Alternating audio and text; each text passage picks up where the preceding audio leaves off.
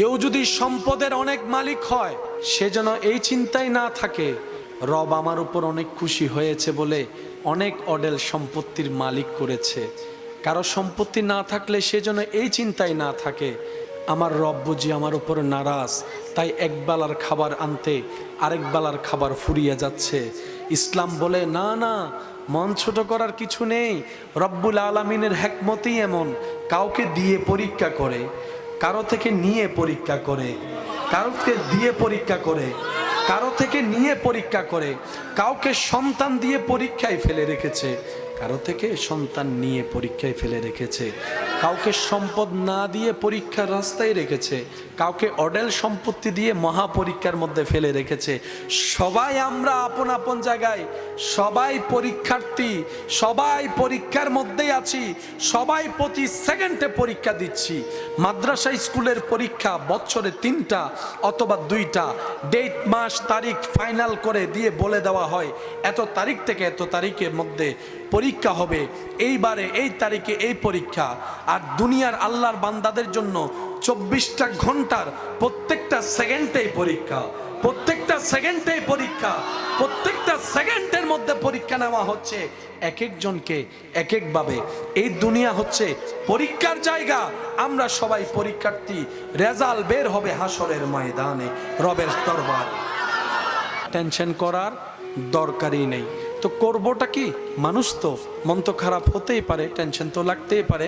তখন আপনার টেনশনকে আপনি শুনাই দিবেন, মনকে আপনি জানিয়ে দিবেন, সেটাই তো হবে যেটা আমার রব চাইবে। আর রবের চাওয়ার উপর খুশি থাকাই তো বান্দার কাজ। সুতরাং আমি আমার সমস্ত কিছুকে আমার রবের ইচ্ছার উপর ছেড়ে দিয়েছি। সুবহানাল্লাহ। আমি আমার রবের মর্জির উপর ছেড়ে দিয়েছি। কারণ আমার যা আছে আমি ভাবছি আমার, আরে সবগুলাই তো আমার রবের। এমনকি আমার দেহে যা আছে সেটাও আমার রবের। আমি যে রূহ নিয়ে বেঁচে আছি সেটাও তো আমার রবের। বলেন না সুবহানাল্লাহ। আমি, আমার, আমাদের বলতে মূলত আসলে কোনো কিছু, সব কিছু হচ্ছে আল্লাহর দেওয়া আমানত। সেজন্য আপনার হাত আপনি চাইলে পারবেন না। আপনি চাইলে রাগ করে ক্ষোভ নিয়ে কোনো কিছুর কারণে আপনার শরীর আপনি আঘাত করতে পারবেন না। কারণ আপনার যে হাত আপনি বহন করছেন সেটা আল্লাহর দেওয়া আমানত। আর সেজন্যই তো হাসরের ময়দানে হাত আমাদের বিপক্ষে সাক্ষী দিবে, পা আমাদের বিপক্ষে সাক্ষী দিবে, কান আমাদের বিপক্ষে সাক্ষী দিবে। প্রশ্ন যখন রাখবো, আরে তুই তো আমার ছিলি, আমার হাত, তুই তো আমার পা, আজকে আমার বিপক্ষে চলে গেলি, সেদিন হাত বলবে আমি কখনোই তোমার ছিলাম না, পা বলবে আমি কখনোই তোমার ছিলাম না। আমরা আল্লাহর দেওয়া আমানত হিসাবে তোমার কাছে ছিলাম। সুবহান আল্লাহ তাআলা আমাদের সবাইকে বুঝার তৌফিক দান করুন। রক্তের বন্ধনের সাথে অনেক দূরত্ব চলে এসেছে আমাদের ভিতরে। আজকাল কেউ কারো বাড়িতে তেমন যাওয়া আসা, আর যাবেই বা কেমনে? গেলেই তো বদনাম, গেলেই তো পেঁচ, গেলেই তো এটা, কেউ কারোর সাথে ভালো সম্পর্ক আমরা রাখতে জানছি না। যার কারণে দিন দিন সম্পর্কগুলা দূরত্ব হয়ে যাচ্ছে। তো বেঁচে থাকার তো বেশি দিন আর সুযোগ নেই।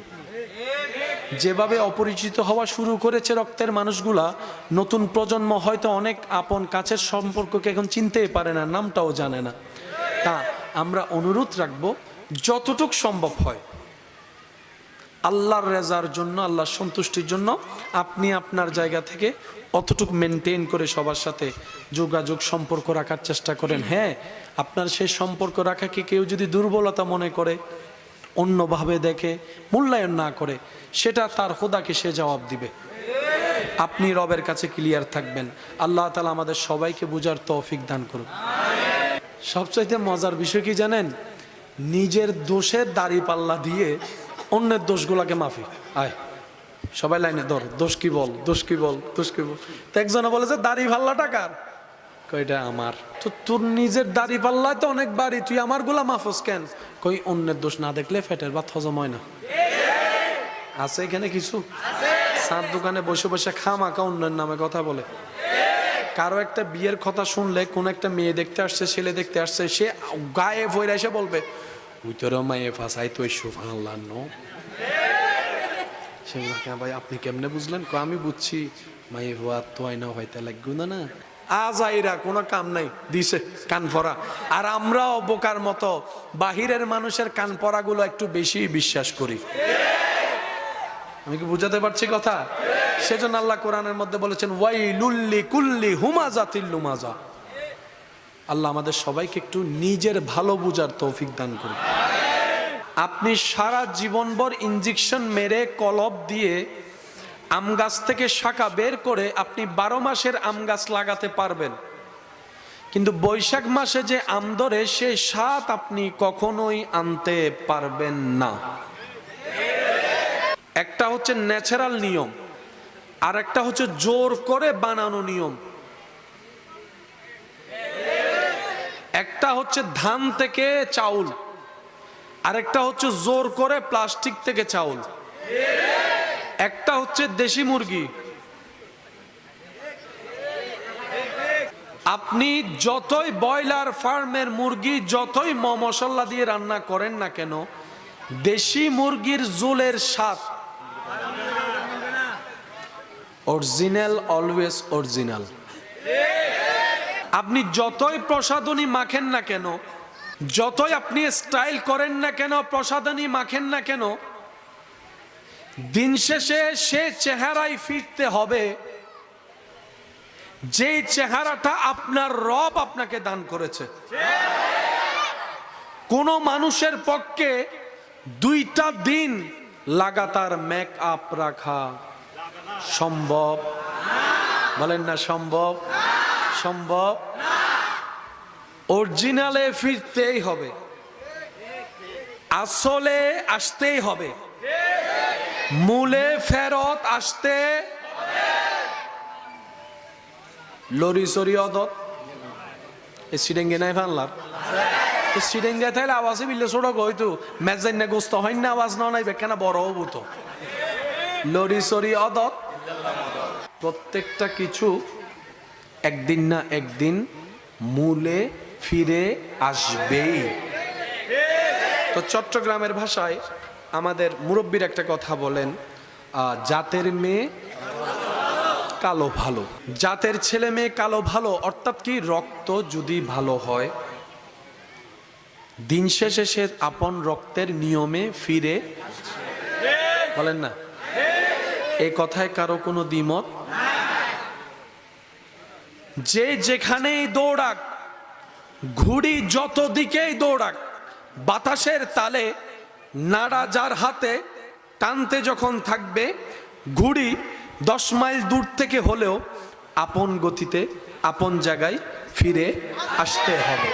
আপনি যদি সেই ঘুড়ির জায়গাটা একটু ফেলে, আপনি যদি এখন বর্তমানে যা ওই যে কি জানে ড্রোন, আপনি রিমোট যেখান থেকে ছাড়বেন, ড্রোনটা ঘুরে অন্য জায়গায় ঘুরে গেল, আবার সেই সুইচটা টিপ দেওয়ার পরে সে জায়গায় এসে থামে যে জায়গার থেকে সে উড্ডয়ন করেছিল। এবার আমি প্রশ্ন করব, আপনারা একটু বুঝে বুঝে উত্তর দিবেন। ঘুড়ি উড়েছিল কোত্থেকে, আসলো সে জায়গায়। ড্রোন উঠলো যেখান থেকে, আসলো। বলেন না আসলো। প্রত্যেকটা কিছু আপন জায়গায় ফিরে আসে, আসতেই হয়। এটাই বাস্তবতা, এটাই সত্য, মানি কিংবা না মানি এটাই বাস্তব। এবার প্রশ্ন তো একটা থেকে যায়, তাহলে আমরা ফিরব কোথায়, আসলাম কোত্থেকে? এখন তো কেউ চিটাঙে ঘুরছি, কেউ ঢাকায় ঘুরছি, একদিন তো ফিরতে হবে। তা আসলাম কোত্থেকে, যে ফিরবো আমরা কোথায়, প্রশ্নটা তো রয়ে যায়। এবার সেজন্য আপনাদের এলাকায় মানুষ মারা গেলে একটা দোয়া পড়ে কোরআনুল কারীম থেকে, ইন্না লিল্লাহে ইন্না লিল্লাহে ইন্না লিল্লাহে। আওয়াজ দিয়ে বলুন, ইন্না লিল্লাহে ইন্না লিল্লাহে ওয়া ইন্না ইলাইহির রাজিউন। এসেছো যেখান থেকে ফিরে যাও সেখানে, এসেছি যেখান থেকে ফিরে চলো সেই দিকে, এসেছি যেখান থেকে যেতে হবে সেই দিকে। আপন জিনিস আপন নিড়ে ভিড়ে, এটাই তো বাস্তবতা। উত্তর হাজির হয়ে গেল। এসেছো আল্লাহর কাছ থেকে, আবার ফিরে চলো আল্লাহর দিকে। তাহলে আমাদের আশাটা কোত্থেকে? একটু জোরে বলেন, আমাদের আশাটা কোত্থেকে? আল্লাহর কাছ থেকে ফিরে যেতে হবে লরি জরিয়দত লরি জরিয়দত যেখান থেকে শুরু। এবার আমার হাতটা একটু খেয়াল করবেন, যেখান থেকে শুরু। এবার কত গুড়া গুললাম ঘুরতে ঘুরতে ফল গে, তারপর আবার হঠাৎ করে মোড় একটা আসলো, ওই মোড়ে এমন টার্নিং দিল,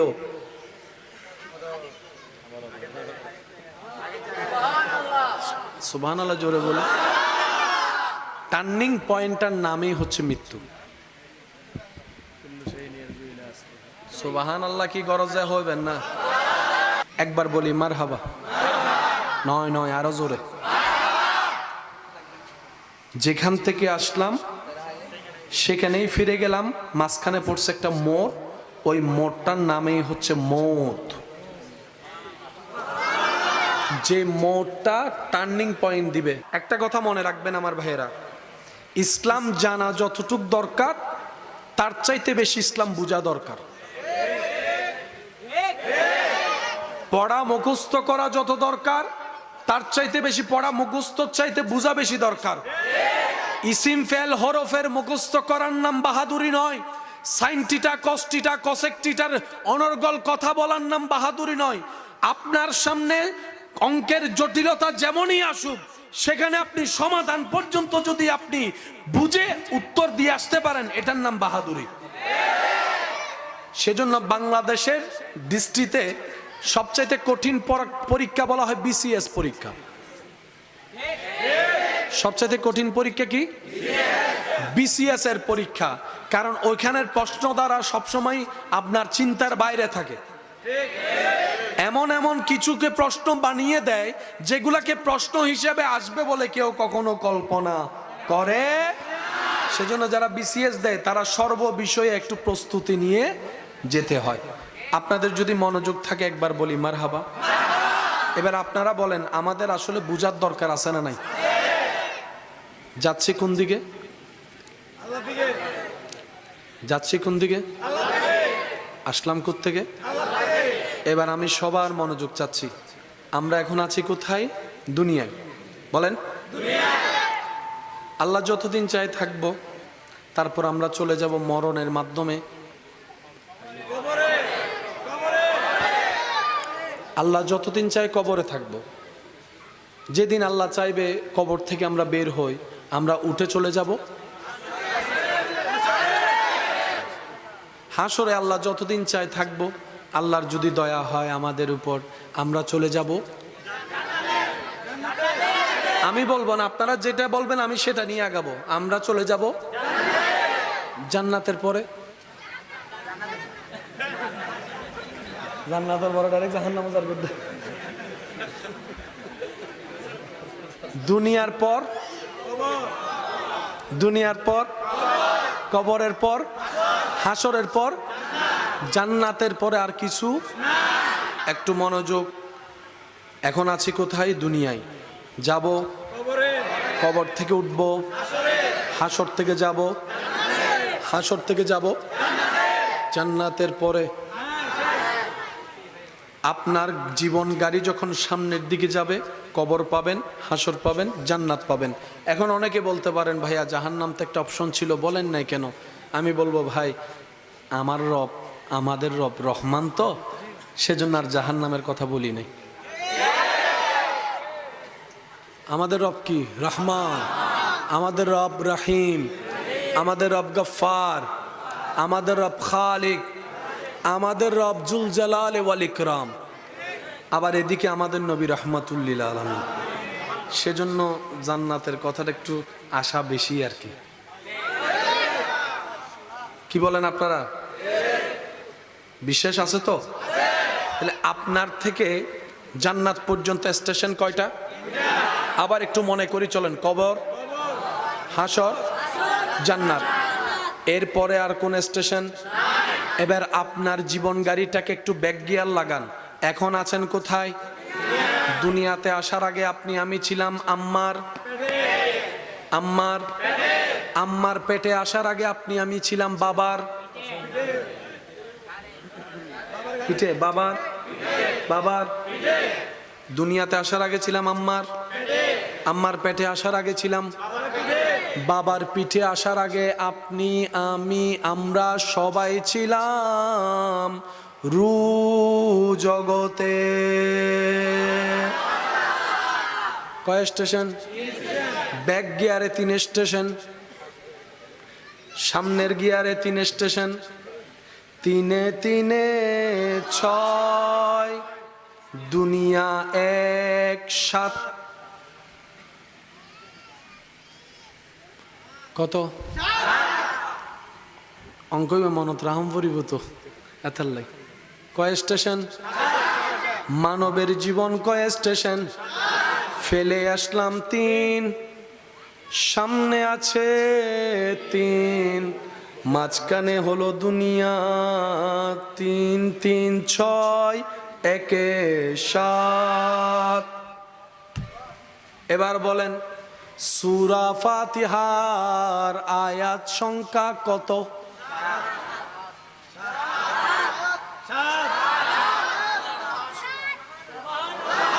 কত? জোরে বলেন। আসমান কয়টি? জমিন কয়টি? 7। অঙ্ক হালকা নেওয়ার জিনিস নয়। কখনো কি একবার আল্লাহর কাছে জিজ্ঞেস করতে মন চাইছে, আল্লাহ তুমি চাইলে তো 12টাও আসমান বানাতে পারতা, 3টাও বানাতে পারতা, আল্লাহ তুমি অঙ্কটা 7-এর অঙ্কে কেন রাখলা? আল্লাহ জমিন কেন তুমি 7টা বানালা? জাহান্নাম কেন 7টা বানালা? জান্নাত কেন 8টা বানালা? এতটুক তো জানি ইয়া রব, তোমার প্রত্যেকটা কাজে কোনো না কোনো কারণ, কোনো না কোনো হিকমত আছেই আছে, আছেই আছে, আছেই আছে। কেউ যদি সম্পদের অনেক মালিক হয়, সে যেন এই চিন্তায় না থাকে রব আমার উপর অনেক খুশি হয়েছে বলে অনেক অডেল সম্পত্তির মালিক করেছে। কারো সম্পত্তি না থাকলে সে যেন এই চিন্তায় না থাকে আমার রব বুঝি আমার উপর নারাজ, তাই একবেলার খাবার আনতে আরেক বেলার খাবার ফুরিয়ে যাচ্ছে।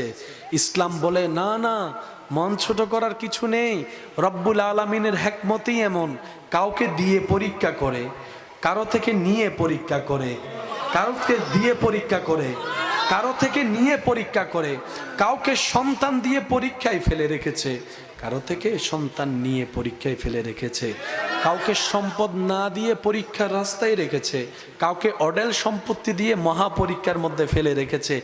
সবাই আমরা আপন আপন জায়গায়, সবাই পরীক্ষার্থী, সবাই পরীক্ষার মধ্যেই আছি, সবাই প্রতি সেকেন্ডে পরীক্ষা দিচ্ছি।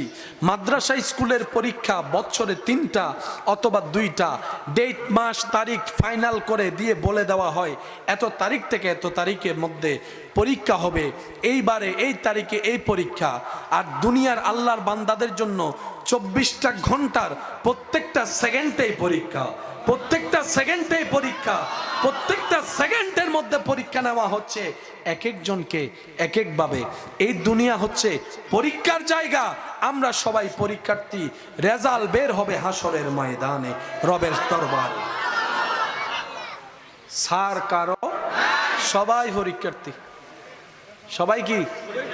তা আমরা এত বোকার বোকা, নিজের পরীক্ষার খাতায় কিছু লিখতে না পারলেও জীবন কাটাই ফেলতেছি অন্যের খাতা দেখতে দেখতে। ইতের এই দোষ, ইতের এই ভুল, ইতের এই ভুল, ইতে এটা করছে, এতে ওইটা করছে, ইতে এইতে এইতে এতে কইতে কইতে পরীক্ষার টাইম, নিজের খাতায় লেখার কোনো সুযোগ। আর বুদ্ধিমানরা অন্যের লাখিসের দিকে মনোযোগ দেয় না, অন্যের খাতার দিকে মনোযোগ না দিয়ে রবের উপর সর্বোচ্চ ভরসা রেখে নবী রহমাতুল্লিল আলামিনের আদব প্রেমকে অন্তরে জায়গা দিয়ে নেক আমলের খাতায় নিজে কিছু লেখার চেষ্টা করে, কখনো ইস্তেগফার দিয়ে, কখনো জিকির দিয়ে, কখনো দান দিয়ে, কখনো সদকা দিয়ে, ফরজের পাশাপাশি সুন্নত হয়ে গোপনে গোপনে নফল ইবাদত করে নিজের আমলের খাতাটা নিজেই লিখতে থাকে। পরিপূর্ণ করতে থাকে। এই আশায় জানি আমার এমন কোনো আমল নাই যেটা আমার রবকে খুশি করতে পারে, আমি সেটা বিশ্বাস করি, স্বীকারও করি। আমার আমলে সে সৌন্দর্য যোগ্যতা নাই, কিন্তু এতটুক তো রবের দরবারে গিয়ে বলতে পারবো, ইয়া রব, তোমাকে রাজি করার মতো কোয়ালিটি ফুল কোনো আমল আমার কাছে নাই, কিন্তু তোমাকে রাজি করার নিয়তে আমি চেষ্টা করে গিয়েছিলাম। আর আপনারা ভালো করে জানেন, যে চেষ্টা করে, বলেন না, যে চেষ্টা করে সে সফল হয়, যে চেষ্টা করে সফল হয়। আর ছাত্র যখন চেষ্টা করে না পারলেও শিক্ষক কখনো তাকে মারধর করে না। শিক্ষক বলে, আমার ছাত্র না পারলো, চেষ্টা তো অন্তর করেছে। খালি খাতা জমা দিলে মাইরা জানা নাই, আর যদি কোনো রকম না পারলো চেষ্টা করে যান, মোটামুটি একটু মায়া পাওয়ার সুযোগ, ওই চেষ্টাটা অন্তত আমাদের সবার ভিতর থাকতে হবে। আল্লাহ আমাদের বুঝার আমল করার তৌফিক দান করুন। এবার আসেন, চলেন একটু বুঝার চেষ্টা করি। কয়টা স্টেশন? আমাদের গাড়ি শুরু হয়েছে যে স্টেশন থেকে, সে স্টেশনের নাম হচ্ছে রুহের জগৎ, বলেন। আর আমাদের সে স্টেশনের গাড়ি থামবে চিরতরে যে স্টেশনে গিয়ে, সে স্টেশনের নাম জান্নাত, সে স্টেশনের নাম। তাহলে রু জগৎ থেকে শুরু। এখানের ভিতরে অনেকগুলা জগৎ আসছে কি আসে নাই? আমরা কি শেষ হয়েছি? আমরা কি শেষ হয়েছি? মনে রাখবেন, মানুষের রুহের শেষ। আমরা অনেক মানুষ মনে করি মারা গেলেই শেষ। এটা অন্যদের শেষ হতে পারে। মুসলমানের মারা গেলে সাময়িক জীবনের শেষ হয়, অনন্তকাল জীবনের রাস্তার শুরু হয়। মুসলমানের অনন্তকাল জীবনের শুরুর রাস্তার নাম হচ্ছে মৃত্যু। এবার আসেন, আমরা এখন আছি, আমরা এখন আছি, আওয়াজ দিয়ে বলেন, দুনিয়ায় আমরা আছি না নাই? মায়ের পেটে ছিলাম, মায়ের পেটে ছিলাম, বাবার পিঠে ছিলাম, রু জগতে ছিলাম। তাহলে আপনি যেজন এখন আছেন, মায়ের পেটে ছিলেন কেমন? মায়ের পেটে যেমন ছিলেন, বাবার পিঠে ছিলেন কেমন? বাবার পিঠে ছিলেন যেমন, রু জগতে ছিলেন কেমন?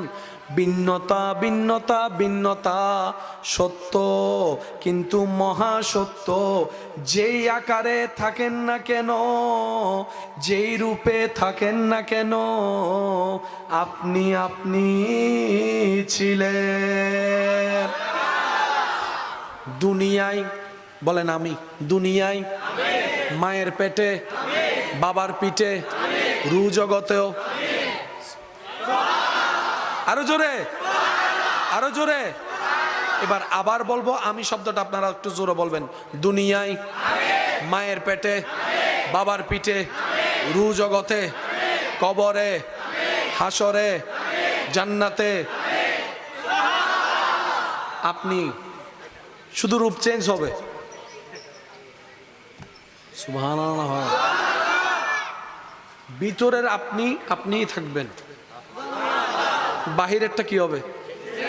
জোরে বলেন, বাহিরেরটা কি হবে? দুনিয়ায় আসার পরে ওয়া ওয়া, তখনও আপনি। এখন দাড়ি টাড়ি ফাইকে গেছে, এখনো আপনি। কিন্তু ওই ছবি যদি এখন দেখেন, আপনি নিজেই কইবেন। এটা আপনারা না বুঝলে আমার ফেসবুক ব্যবহারকারীরা, যুবক ভাইরা বুঝবে। মাঝে মধ্যে মেমোরিজের মধ্যে 4-5 বছর 6 বছর আগের বন্ধুদের সাথে ছবি তোলা, ছবিগুলা মাঝে মধ্যে চলে আসে। 5-6 বছর আগের ছবিগুলা নিজেরটা নিজে দেখে কাশিয়ার নগরে শরম বাদ দেয়, হাতে কিয়া অত শাসন আর হুল্লা। নিজের ছবি নিজে দেখতে লজ্জা লাগে, নিজের অতীতের ছবি নিজে দেখতে মায়া লাগে, কিন্তু সবাইকে দেখাইতে কি লাগে? লজ্জা লাগে। ওই 20 সালও আপনি, 25 সালও আপনি, নাম পাল্টালো আপনি, হাত ভেঙে গেল আপনি, ওই আপনিটা আসল কে? ওই আপনিটা আসল হচ্ছে আপনার রূহ। সুবহানাল্লাহ। সবচাইতে মজার বিষয় কি জানেন, নিজের দোষের দাড়ি পাল্লা দিয়ে অন্যের দোষগুলাকে মাফি। আয় সবাই লাইনে ধর, দোষ কি বল, দোষ কি বল, দোষ কি বল। তো একজনে বলে যে দাড়ি পাল্লাটা কার, কয়টা আমার। তো তোর নিজের দাড়ি পাল্লায় তো অনেক বাড়ি, তুই আমার গুলা মাফস কেন? কই অন্যের দোষ না দেখলে পেটের ভাত হজম হয় না। আছে এখানে কিছু সার দোকানে বসে বসে খামাখা অন্যের নামে কথা বলে। কারো একটা বিয়ের কথা শুনলে, কোন একটা মেয়ে দেখতে আসছে, ছেলে দেখতে আসছে, সে গায়ে ভরে এসে বলবে ওই তোর মায়ে ফাঁসাই তো সুবহানাল্লাহ নো। সেগুলো ভাই আপনি কেমনে বুঝলেন? আমি বুঝছি মায়ে ভুয়া তো আইনা হইতে লাগবে না, না বাংলাদেশের মায়ে ফার অভাব হয়ে দে আজাইরা কোনো কাম নাই দিছে কান পরা। আর আমরাও বোকার মতো বাহিরের মানুষের কান পরাগুলো একটু বেশি বিশ্বাস করি। আমি কি বুঝাতে পারছি কথা? সেজন্য আল্লাহ কোরআনের মধ্যে বলেছেন ওয়াইলুল লিকুল্লি হুমাযাতিল লুমাযা। আল্লাহ আমাদের সবাইকে একটু নিজের ভালো বুঝার তৌফিক দান করুন। আর নিজের ভালো সবসময় অন্যের ভালো করার মধ্যেই লুকায়িত থাকে। আচ্ছা, এতটুক কথা যারা বুঝতে পেরেছেন তারা একবার বলেন মারহাবা। আমি কয়জন? স্টেশন কয়টা? স্টেশন কয়টা? স্টেশন কয়টা? আমি আমি আপনি আপনি কি হাতের কারণে, নাকি পায়ের কারণে, নাকি চোখের কারণে, নাকি রুহের কারণে? আরো জোরে বলেন। কেটে যাচ্ছে কি? কেটে যাচ্ছে কি? সেজন্য সন্তানের হাত পা গেল, ওই সন্তানকে মা নিজের সন্তানই বলে। সন্তান যদি বিকলাঙ্গ হয় তারপরও মা সন্তানকে নিজের সন্তানই বলে। এবার সুস্থ সন্তান প্রশ্ন রাখলো মার কাছে, মা আমার তো অল বডিতে সব আছে, তার তো চোখ একটা নাই, ঠোঁট একটা বাঁকা, কান একটা নাই, চোখ একটা কানা, পা একটা ল্যাংড়া, তুমি এই বিকলাঙ্গকেও তোমার সন্তান বলছো, আমাকেও তোমার সন্তান বলছো, মা মিলে তো না। তখন মা উত্তর দেয়, তোর দেহটা আমার সন্তান নয়। সুবহানাল্লাহ বলেন না। এবার অঙ্কটা একটু মিলাই, যেটাতে শুরু করলাম, যেখান থেকে শুরু সেখানে গিয়ে যে যেখান থেকে আসে সেখানেই ফিরে যেতে হয়। আমরা আল্লাহর কাছ থেকে কি হয়ে এসেছি? জোরে জোরে, আমরা আল্লাহর কাছ থেকে কি হয়ে এসেছি? ওই রুটা হয়ে এসে বাবার পিঠ মায়ের পেট হয়ে দুনিয়াতে এসে তারপরে কবর হয়ে হাসর হয়ে জান্নাতে যখন চলে যাব, যদি আল্লাহ তাআলা আমাদের উপর রাজি হয় তাহলে আমরা দেহ সহিত রু নিয়ে যাব। সেজন্য আল্লাহ তাআলা নবীদের শানের মধ্যে জমিনকে হুকুম করেছেন, হে জমিন আমার নবী রাসূলের দেহকে কখনো তোমরা খাবা তো দূরের কথা, স্পর্শ পর্যন্ত করিও না, স্পর্শ পর্যন্ত করিও না। জমিন কার দেহ স্পর্শ করে না? উত্তরটা সহজ, বুঝে নিবেন। জমিনে দেহ রাখার পর জমিন যে দেহের ভিতরে আপন রবের প্রেমের অস্তিত্ব খুঁজে পাবে, জমিন ওই দেহকে কখনো স্পর্শ করে না, মায়া করে আগলাই রাখে। জমিন বলে আমিও যার,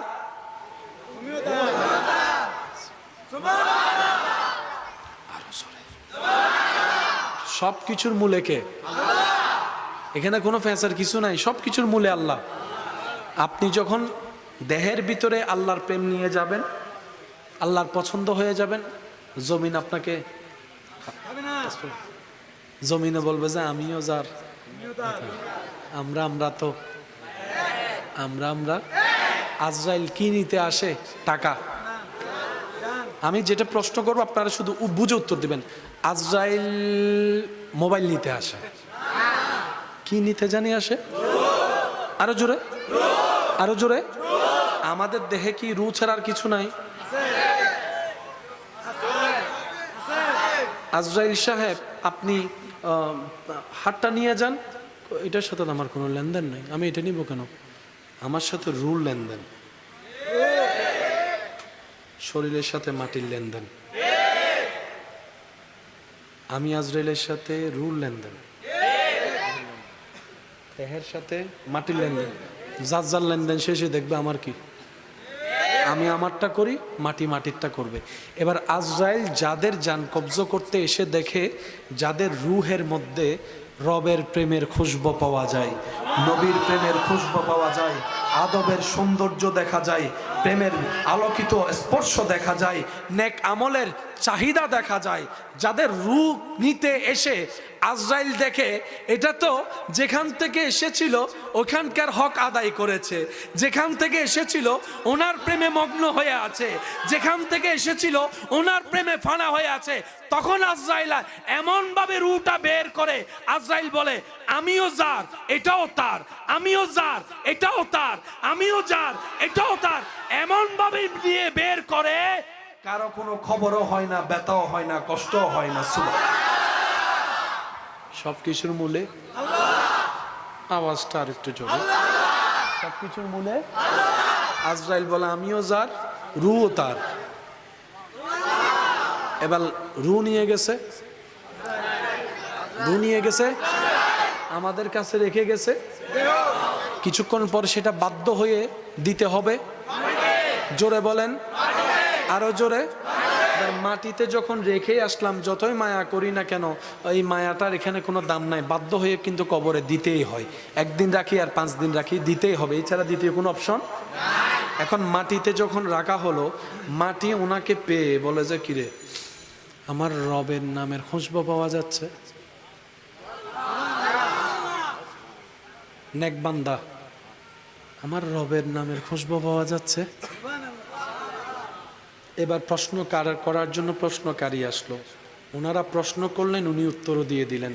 মাটি বলে যে হ ঠিকই তো মনে করছি, আমিও যার।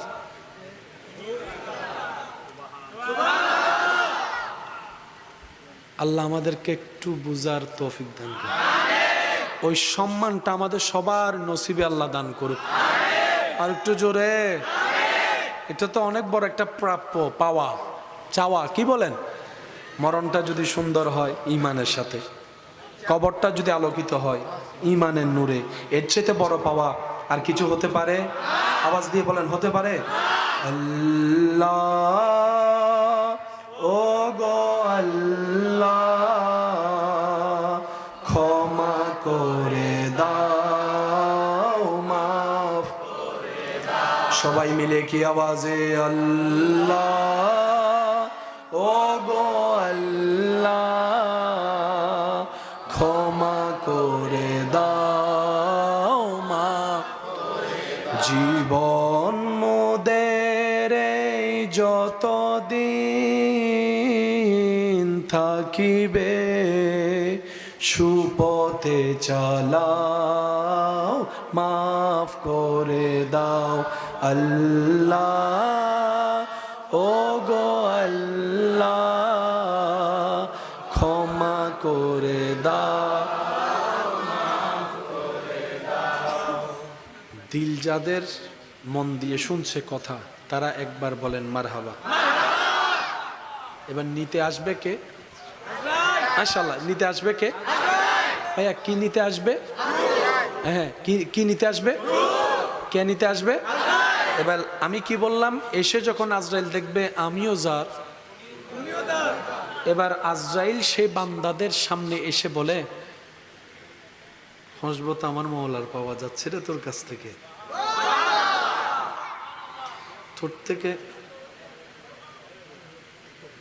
তোর থেকে তো আমার মওলার খুশবু পাওয়া যাচ্ছে, প্রেমের খুশবু পাওয়া যাচ্ছে, আমিও যার তুইও তো তার। আমরা তো আপনা আপনা, আপন আপনকে কষ্ট দেয় না তো, আপন আপনকে ব্যথা দেয় না তো। দুনিয়ার আপনরা আপনকে ব্যথা দেয়, মওলার আপনরা আপনকে ব্যথা দেয় না। তুই তো আমি আপন আপন। ওই দৃশ্যটাকে আল্লাহ তাআলা, যেটা সাধারণ মানুষ দেখে না, জানে না, শুনে না, ওই দৃশ্যটাকে আল্লাহ কোরআনের মধ্যে এইভাবে বলছেন, ইয়া আইয়াতুহান নাফসুল মুতমাইন্না ইরজি ইলা রাব্বিকা রাদিয়াতাম মারদিয়া ফাদখুলি ফি ইবাদি ওয়াদখুলি জান্নাতি। আরো জোরে বলেন, শব্দটা বলেন, আমিও যার তুমিও তার, আমিও যার, আমিও যার, এবার আমিও যার, তিনিও একজন, তুমিও যা তার, তিনিও একজন। সব কিছুর মূলে আওয়াজ দিয়ে বলেন একজন, তিনি কে? লিল্লাহে, এভরিথিং ফর আল্লাহ, সব কিছু আল্লাহর জন্য। এখানে দ্বিতীয় কোনো অপশন বলেন, দ্বিতীয় কোনো অপশন? প্রথমেরটা না বুঝলে আমরা পরেরটা মিসিং করে ফেলবো। সেজন্য আমি অনেক শব্দ, অনেক কথাগুলোকে বারবার বলছি, যেন আপনাদের এখান থেকে ঢুকে এখানে একটু বেঁধে যায়। এত কথা তো আর মনে থাকবে না, এটা মনে রাখেন, আমি যার, আমি যার, তুমিও তার, আমি যার। আজরাইল এসে বলবে আমি যার, তুমিও। এবার মাটিতে যাওয়ার পর মাটি বলবে আমিও যার, তুমিও। সবকিছুর মূলে বলেন, সবকিছুর মূলে, সবকিছুর মূলে। এবার আপনার গাড়িটা শুরু হয়েছে রু জগৎ থেকে, বাবার পিঠ হয়ে, মায়ের পেট হয়ে। রব যেখানে যতদিন চেয়েছেন সে ততদিন আমরা ওখানে ছিলাম। রব চেয়েছে দুনিয়াতে আসতে, এসে গেলাম। ওয়া শব্দ দিয়ে, হুয়া শব্দের প্রমাণ রেখে আল্লাহ শব্দের অস্তিত্বের প্রমাণ দিয়ে দিলাম, প্রমাণ দিয়ে দিলাম। সুবহান আল্লাহ। এবার বড় হতে হতে রব যাকে যতদিন চায় দুনিয়াতে থাকবো। রিজিক যার একটা দানা বাকি থাকবে, মৃত্যু কখনো তাকে স্পর্শ করবে না। এই বিশ্বাসী হয়ে মুসলমান হক পথে সততার সাথে চলতে থাকলো। দুই নম্বরই কখনো করে নাই, কারণ তার বিশ্বাস ছিল আমার রিজিকে যদি থাকে, ভাগ্যে থাকে, পৃথিবীর শেষ প্রান্তে থাকলেও সেটা আমার কাছে আসবেই, আসবেই, আসবে। যদি আমার তকদিরে না থাকে, টেবিলের সামনে খাবার থাকলেও সেটা আমার কখনো পেটের মধ্যে যাবে। এই বিশ্বাসে হকের উপর থেকে সুন্নতকে সাথে নিয়ে রবের সেই ফরজকে পালন করে, নবীর প্রেম অন্তরে রেখে, আল্লাহর ভয়ের শ্রদ্ধা রেখে জীবন চলাচল করতে করতে রব যতদিন চায় দুনিয়াতে থাকার পর এবার চলে যাবে কোথায়? কবরের মধ্যে। রু চলে গেল আসমানে, বলেন রু চলে গেল, দেহ চলে গেল মাটিতে, দেহ চলে গেল। রব যতদিন চাই মাটিতে থাকবো, উঠবো আমরা হাসরে। হাসরে যাওয়ার পর রব যখন দয়া করবে চলে যাব আমরা জান্নাতের মধ্যে। মনে রাখবেন, মানুষের জীবনের কোনো শেষ, যারা কবরে আছে তারা শেষ। আরো জোরে, বেঁচে থাকে কি দেহ দিয়ে না রু দিয়ে? রু কখনো মরে। সেজন্য আল্লাহ কোরআনের মধ্যে বলেছেন কুল্লু নাফসিন যায়িকাতুল মউত। একটু জোরে বলি না সুবহানাল্লাহ। আল্লাহ বলছেন কুল্লু নাফসিন যায়িকাতুল মউত। যায়িকা চারটা না, বলেন না সুবহানাল্লাহ। এবার আসেন সবকিছুর মূলে, আর একটু জোরে বলেন, সবকিছুর মূলে। এসেছি কার থেকে? এসেছি কার থেকে? যাব কার কাছে? সেই আল্লাহ নিজের পরিচয় দেওয়ার জন্য সময়ে সময়ে বান্দাদের কাছে যাদেরকে পাঠিয়েছেন, ওনারাই হচ্ছে নবীগণ, ওনারাই হচ্ছে রসুলগণ। আর সেই নবী রসুলের লিস্টির ভিতরে আল্লাহ যাকে এককভাবে নিজের হাবিব ঘোষণা করে আলামিনের জন্য রহমত ঘোষণা করেছেন, তিনি হচ্ছেন আপনার আমার নবী রহমাতুল লিল।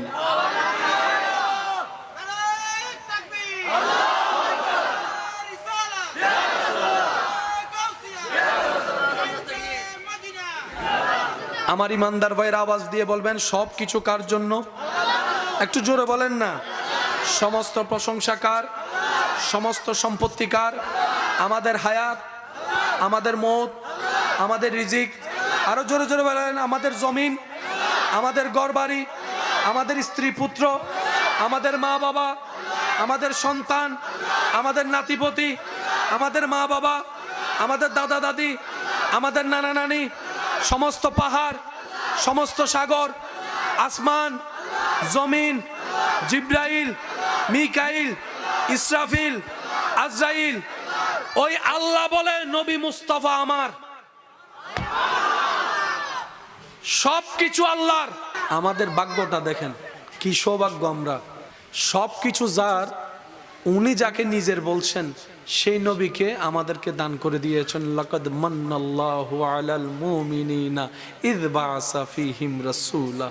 আমি আমার হাবিবকে তোদেরকে দান করতেছি, তোদেরকে দিচ্ছি, তোদেরকে দিচ্ছি, তোদেরকে দিচ্ছি। কেমন হাবিব জানিস? কেমন হাবিব? আল্লাহ কেমন গো? রব বলে যে ওয়ামা আরসালনাকা ইল্লা রাহমাতাল লিল আলামিন, যাকে আমি রব সমস্ত আলামিনের রহমতের কুঞ্জি চাবি দান করে রহমতের চাদর পরিয়ে দিয়েছি। সুবহানাল্লাহ। ইন্না আতাইনাকাল কাউসার, সমস্ত কুঞ্জির চাবি আমি আল্লাহ নিজেই যার হাতের মধ্যে দান করে দিয়েছি, তিনি নবী রাহমাতুল লিল আলামিন। যেভাবে সেভাবে পাঠাইনি তো, যেমন তেমন করে পাঠাইনি, আমি আল্লাহ উপযুক্ত করেই পাঠিয়েছি। কেমন উপযুক্ত তোরা কল্পনা করতে পারবি না। রব বলে আমি পড়িয়ে দিয়েছি আর রহমান আল্লামাল কোরআন, যেভাবে সেভাবে সাজাই নেই। ইন্না আরসালনাকা শাহিদাও ওয়া মুবাশশিরাও ওয়া নাযীরা ওয়া দাঈয়ান ইলাল্লাহি বিইজনিহি ওয়া সিরাজাম মুনীরা ওয়া সিরাজাম মুনীরা ওয়া সিরাজাম মুনীরা। আলাম নাশরাহ লাকা সাদরাক ওয়া ওয়াদানা আনকা উযরাক। অন্যদিকে বলে ওয়া রাফা'না লাকা যিকরাক ওয়া রাফা'না লাকা যিকরাক ওয়া রাফা'না লাকা যিকরাক। আমার হাবিবকে তোদেরকে দান করেছি, যাকে আমি আল্লাহ কখনো ইয়াসিন বলে ডেকেছি, কখনো তোহা বলে ডেকেছি, কখনো ইয়া ইউহাল মুজাম্মিল বলে ডেকেছি, কখনো ইয়া ইউহাল মুদ্দাসসির বলে ডেকেছি। উনি আমার রহমতের নবী, উনি আমার রহমতের নবী। মুমিনদের জন্য যাকে আমি আল্লাহ রউফুর রহিম বানিয়ে দিয়েছি, রউফ রহিম বানিয়ে দিয়েছি। সকল নবী তো অনেক উপরে, নবীদের উপর তো রসুলরা আছে, রসুলের উপর তো উলুল আজম রসুল আছে। আর তোদেরকে আমি আল্লাহ যেই নবী রসুল দান করেছি, উনি হচ্ছেন ইমামুল আম্বিয়া, সমস্ত নবী রসুলের মাথার তাজ। আল্লাহ আমাদের একটু বুঝার তৌফিক দান করে। কষ্ট হচ্ছে আপনাদের? কষ্ট হচ্ছে আপনাদের? যেখানে ফিরে যেতে হবে সেই আল্লাহ যাকে পাঠিয়েছেন, তিনি নবী রহমাতুল লিল। এবার আসেন, নবীর ভান্ডারে যা আছে সব দিয়েছেন কে? একটু বুঝে শুনে বলেন কে? যিনি সব জানেন তিনি দিয়েছেন। যার ভান্ডারে কমতি নাই উনি দিয়েছেন। তাহলে ভান্ডারটা কেমন হতে পারে? দেনেওয়ালা কত বড় সেটাও তো একটু দেখেন। আল্লাহ তাআলা বলে আমি আমার নবীকে পরিপূর্ণভাবে সাজিয়ে দিয়েছি। কেউ বিন্দু পরিমাণ, সুই পরিমাণ আঙ্গুল তোলারও কোনো সুযোগ। আল্লাহ আমাদের সবাইকে বুঝার তৌফিক দান করুন। এবার এই কথাটা একটু গোছাই দিই, না হয় আবার আপনারা মিসকনসেপ্টের মধ্যে থেকে যাবেন। মানুষ যখন মারা যায়, রূহ তখন বলে না, রূহ তখন থেকে যায়, বডি থেকে যায়, চলে যায় কি রূহ। কেউ যদি সম্পদের অনেক মালিক হয়, সে যেন এই চিন্তায় না থাকে রব আমার উপর অনেক খুশি হয়েছে বলে অনেক অডেল সম্পত্তির মালিক করেছে। কারো সম্পত্তি না থাকলে সে যেন এই চিন্তায় না থাকে আমার রব বুঝি আমার উপর নারাজ, তাই এক বেলার খাবার আনতে আরেক বেলার খাবার ফুরিয়ে যাচ্ছে। ইসলাম বলে না না, মন ছোট করার কিছু নেই।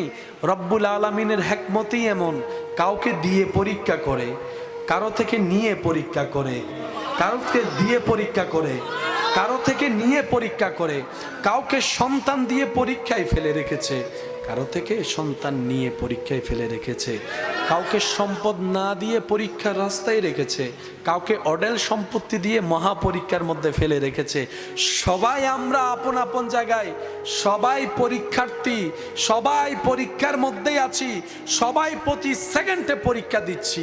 মাদ্রাসা স্কুলের পরীক্ষা বছরে 3টা অথবা 2টা ডেট, মাস, তারিখ ফাইনাল করে দিয়ে বলে দেওয়া হয় এত তারিখ থেকে এত তারিখের মধ্যে পরীক্ষা হবে, এইবারে এই তারিখে এই পরীক্ষা।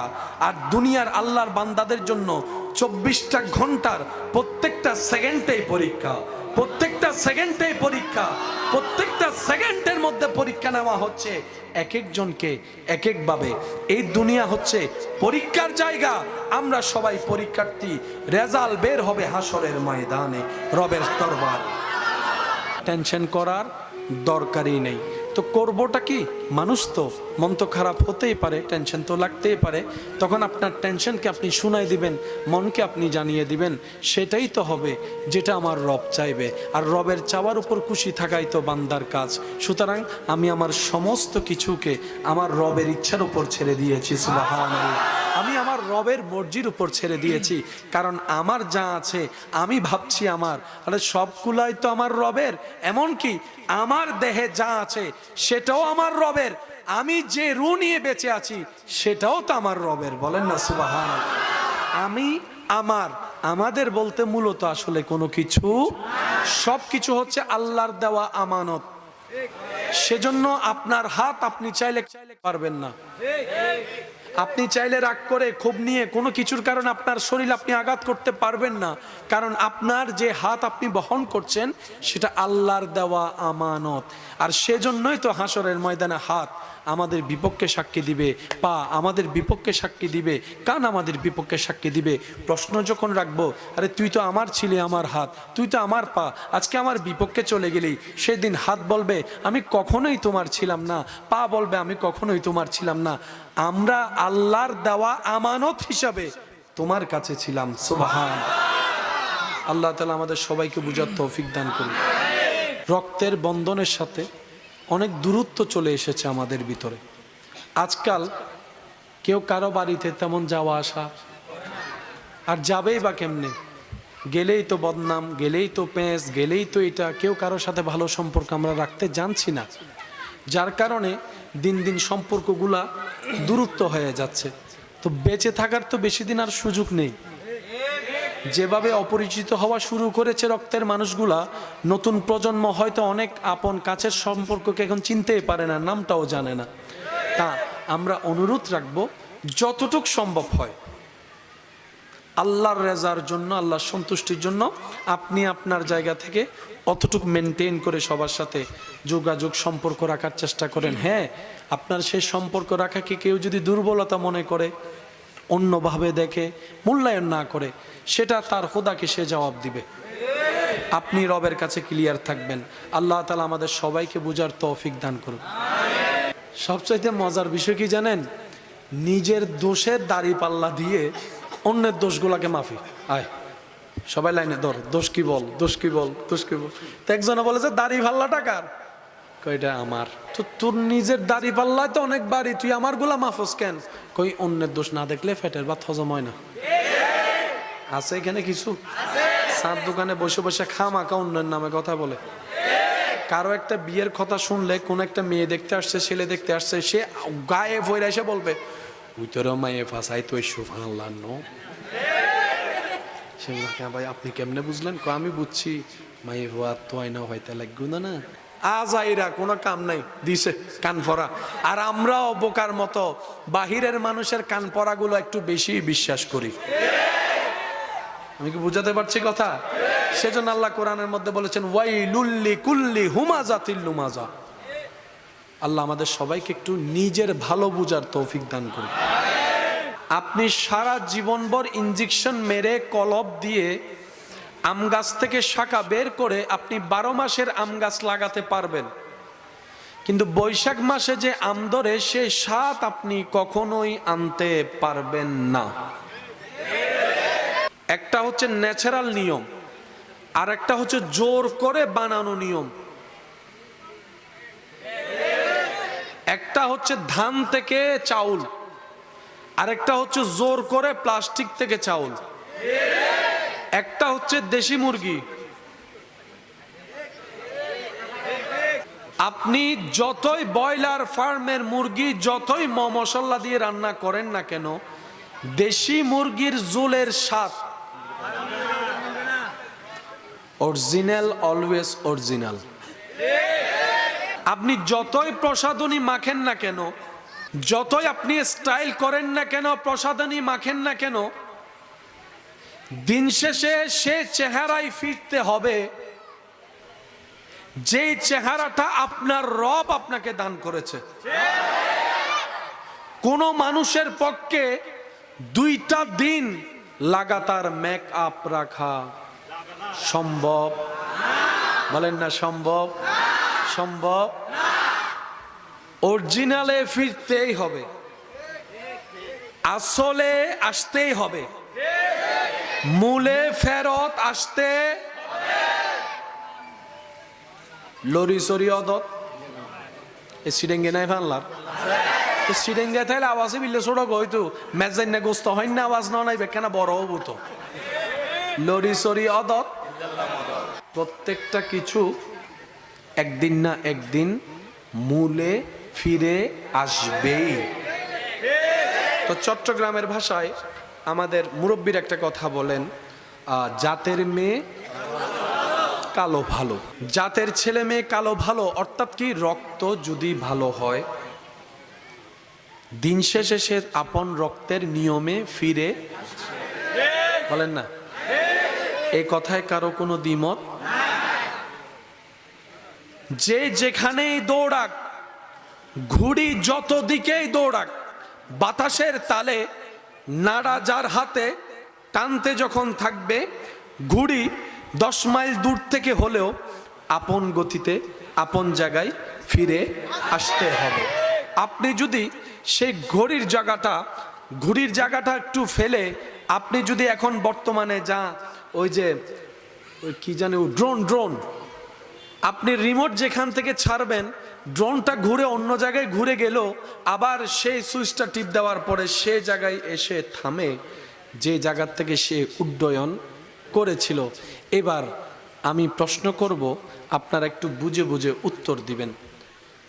ঘুড়ি উড়েছিল কোত্থেকে, আসলো সে জায়গায়, ড্রোন উঠলো যেখান থেকে আসলো, বলেন না আসলো।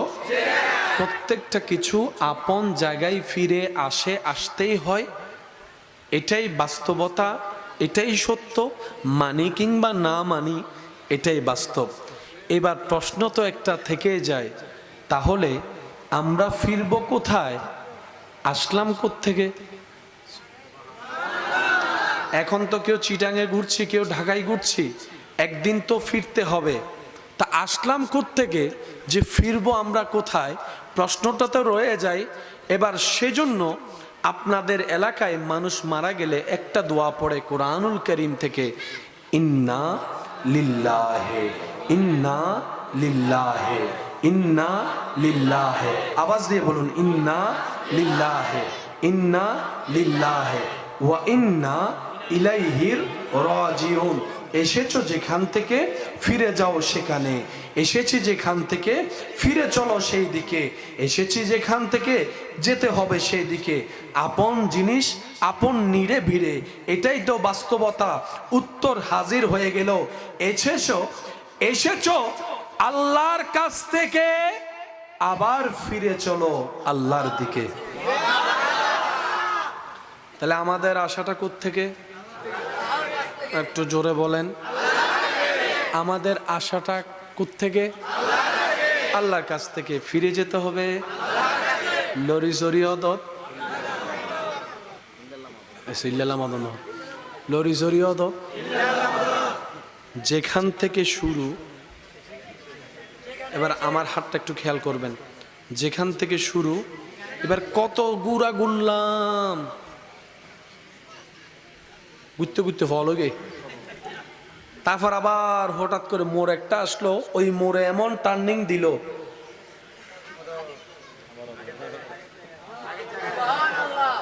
সুবহানাল্লাহ জোরে বলে। টার্নিং পয়েন্টটার নামই হচ্ছে মৃত্যু। সুবহানাল্লাহ কি গরজে হইবেন না? একবার বলি মারহাবা।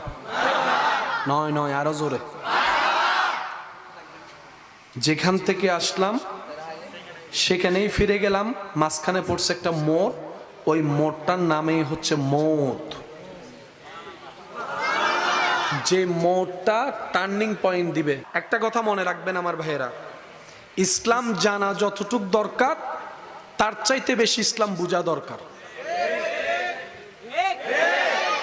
পড়া মুখস্থ করা যত দরকার তার চাইতে বেশি পড়া মুখস্থর চাইতে বোঝা বেশি দরকার। ইসিম ফেল হরফের মুখস্থ করার নাম বাহাদুরি নয়, সাইন টিটা কস টিটা কসেক টিটার অনর্গল কথা বলার নাম বাহাদুরি নয়। আপনার সামনে অঙ্কের জটিলতা যেমনই আসুক, সেখানে আপনি সমাধান পর্যন্ত যদি আপনি বুঝে উত্তর দিয়ে আসতে পারেন, এটার নাম বাহাদুরি।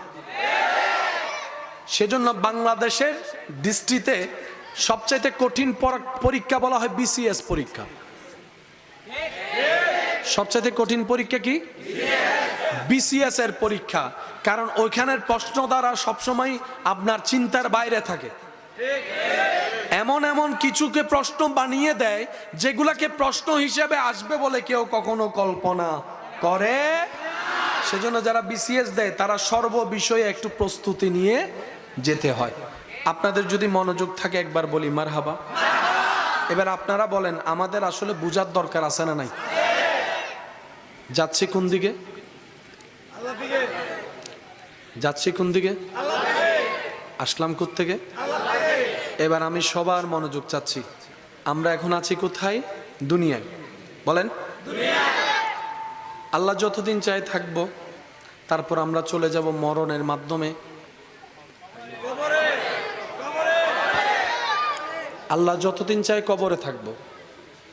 যেদিন আল্লাহ চাইবে কবর থেকে আমরা বের হই, আমরা উঠে চলে যাব হাসরে। আল্লাহ যতদিন চাই থাকবো, আল্লাহর যদি দয়া হয় আমাদের উপর, আমরা চলে যাব।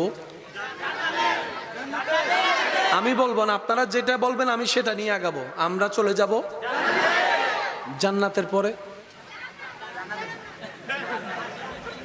জান্নাতের পরে ডাইরেক্ট জাহান্নামে যাবে। দুনিয়ার পর, দুনিয়ার পর, কবরের পর, হাসরের পর, জান্নাতের পরে আর কিছু। একটু মনোযোগ। এখন আছি কোথায়? দুনিয়ায়। যাব কবর থেকে উঠবো, হাসর থেকে যাব, হাসর থেকে যাব জান্নাতের পরে। আপনার জীবন গাড়ি যখন সামনের দিকে যাবে, কবর পাবেন, হাসর পাবেন, জান্নাত পাবেন। এখন অনেকে বলতে পারেন, ভাইয়া জাহান্নাম তো একটা অপশন ছিল, বলেন নাই কেন? আমি বলবো, ভাই আমার রব, আমাদের রব রহমান, তো সেজন্য আর জাহান্নামের কথা বলি নাই। আমাদের রব কি? রহমান। আমাদের রব রহিম। আমাদের রব গফফার। আমাদের রব খালিক। আমাদের রব জুল জালাল ওয়াল ইকরাম। আবার এদিকে আমাদের নবী রাহমাতুল লিল আলামিন। সেজন্য জান্নাতের কথাটা একটু আশা বেশি আর কি। কি বলেন আপনারা? বিশ্বাস আছে তো? তাহলে আপনার থেকে জান্নাত পর্যন্ত স্টেশন কয়টা? আবার একটু মনে করি চলেন। কবর, হাসর, জান্নাত। এরপরে আর কোন স্টেশন? এবার আপনার জীবন গাড়িটাকে একটু ব্যাক গিয়ার লাগান। এখন আছেন কোথায়? দুনিয়াতে আসার আগে আপনি আমি ছিলাম আম্মার, আম্মার, আম্মার পেটে আসার আগে আপনি আমি ছিলাম বাবার পিঠে, বাবার, বাবার। দুনিয়াতে আসার আগে ছিলাম আম্মার, আম্মার পেটে আসার আগে ছিলাম বাবার পিঠে। আসার আগে আপনি আমি আমরা সবাই ছিলাম রু জগতে। কয় স্টেশন? ব্যাক গিয়ারে 3 স্টেশন, সামনের গিয়ারে 3 স্টেশন, 3 3 6, দুনিয়া 1 7। কত? অঙ্কই মনত রাহম পরিব তো এতার লাই। কয় স্টেশন? মানবের জীবন কয় স্টেশন? ফেলে আসলাম 3, সামনে আছে 3, মাঝখানে হলো দুনিয়া 3 3 6 1 7। এবার বলেন সূরা ফাতিহার আয়াত সংখ্যা কত?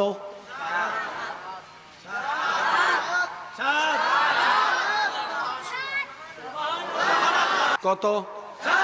জোরে বলেন। আসমান কয়টি?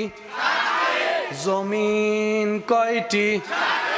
7 অঙ্ক হালকা নেওয়ার জিনিস নয়। কখনো কি একবার আল্লাহর কাছে জিজ্ঞেস করতে মন চাইছে, আল্লাহ তুমি চাইলে তো 12টা আসমান বানাতে পারতা, 3টাও বানাতে পারতা। আল্লাহ তুমি অঙ্কটা 7-এর অঙ্কে কেন রাখলা? আল্লাহ জমিন কেন তুমি 7টা বানালা? জাহান্নাম কেন 7টা বানালা? জান্নাত কেন 8টা বানালা?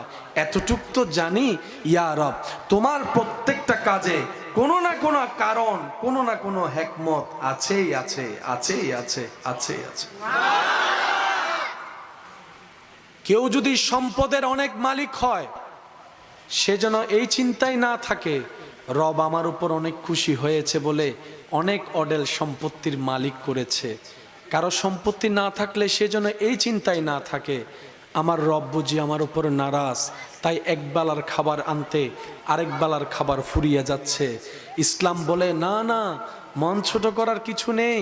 রব্বুল আলামিনের হিকমতই এমন, কাউকে দিয়ে পরীক্ষা করে, কারো থেকে নিয়ে পরীক্ষা করে, কারোকে দিয়ে পরীক্ষা করে, কারো থেকে নিয়ে পরীক্ষা করে। কাউকে সন্তান দিয়ে পরীক্ষায় ফেলে রেখেছে, কারো থেকে সন্তান নিয়ে পরীক্ষায় ফেলে রেখেছে। কাউকে সম্পদ না দিয়ে পরীক্ষার রাস্তায় রেখেছে, কাউকে অডেল সম্পত্তি দিয়ে মহা পরীক্ষার মধ্যে ফেলে রেখেছে। সবাই আমরা আপন আপন জায়গায়, সবাই পরীক্ষার্থী, সবাই পরীক্ষার মধ্যেই আছি, সবাই প্রতি সেকেন্ডে পরীক্ষা দিচ্ছি। মাদ্রাসা স্কুলের পরীক্ষা বছরে 3টা অথবা 2টা ডেট, মাস, তারিখ ফাইনাল করে দিয়ে বলে দেওয়া হয় এত তারিখ থেকে এত তারিখের মধ্যে পরীক্ষা হবে, এইবারে এই তারিখে এই পরীক্ষা।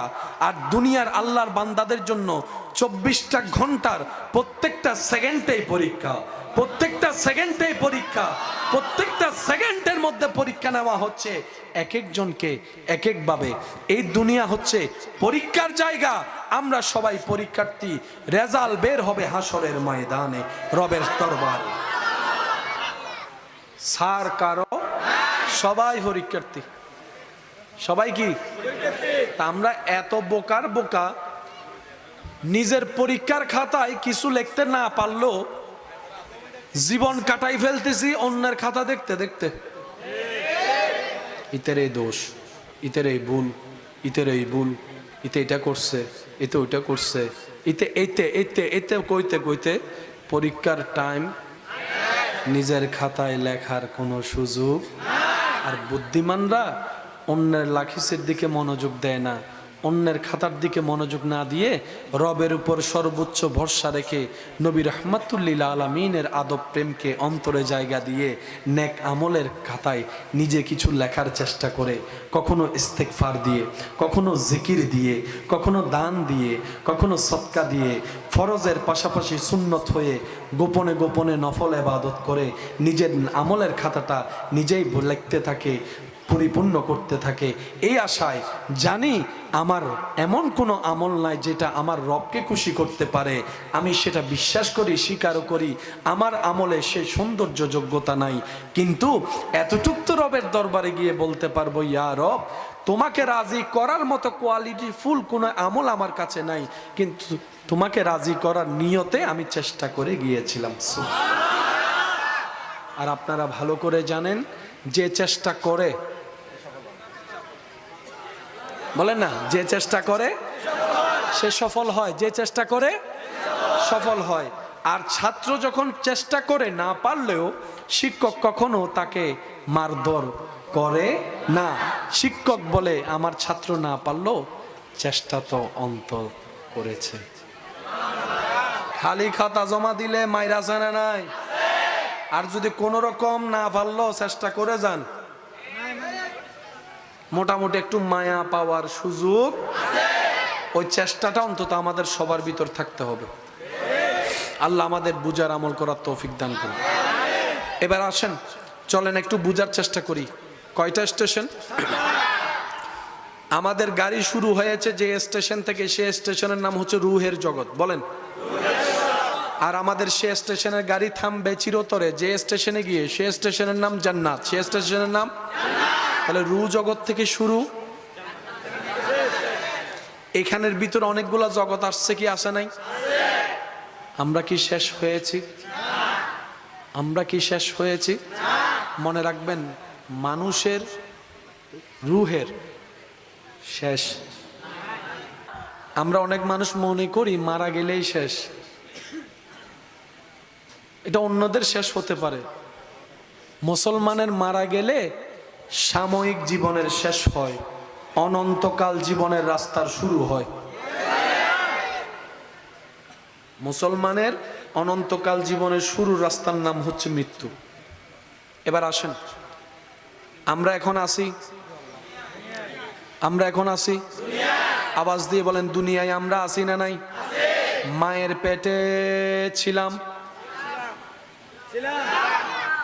মায়ের পেটে ছিলাম, বাবার পিঠে ছিলাম, রু জগতে ছিলাম।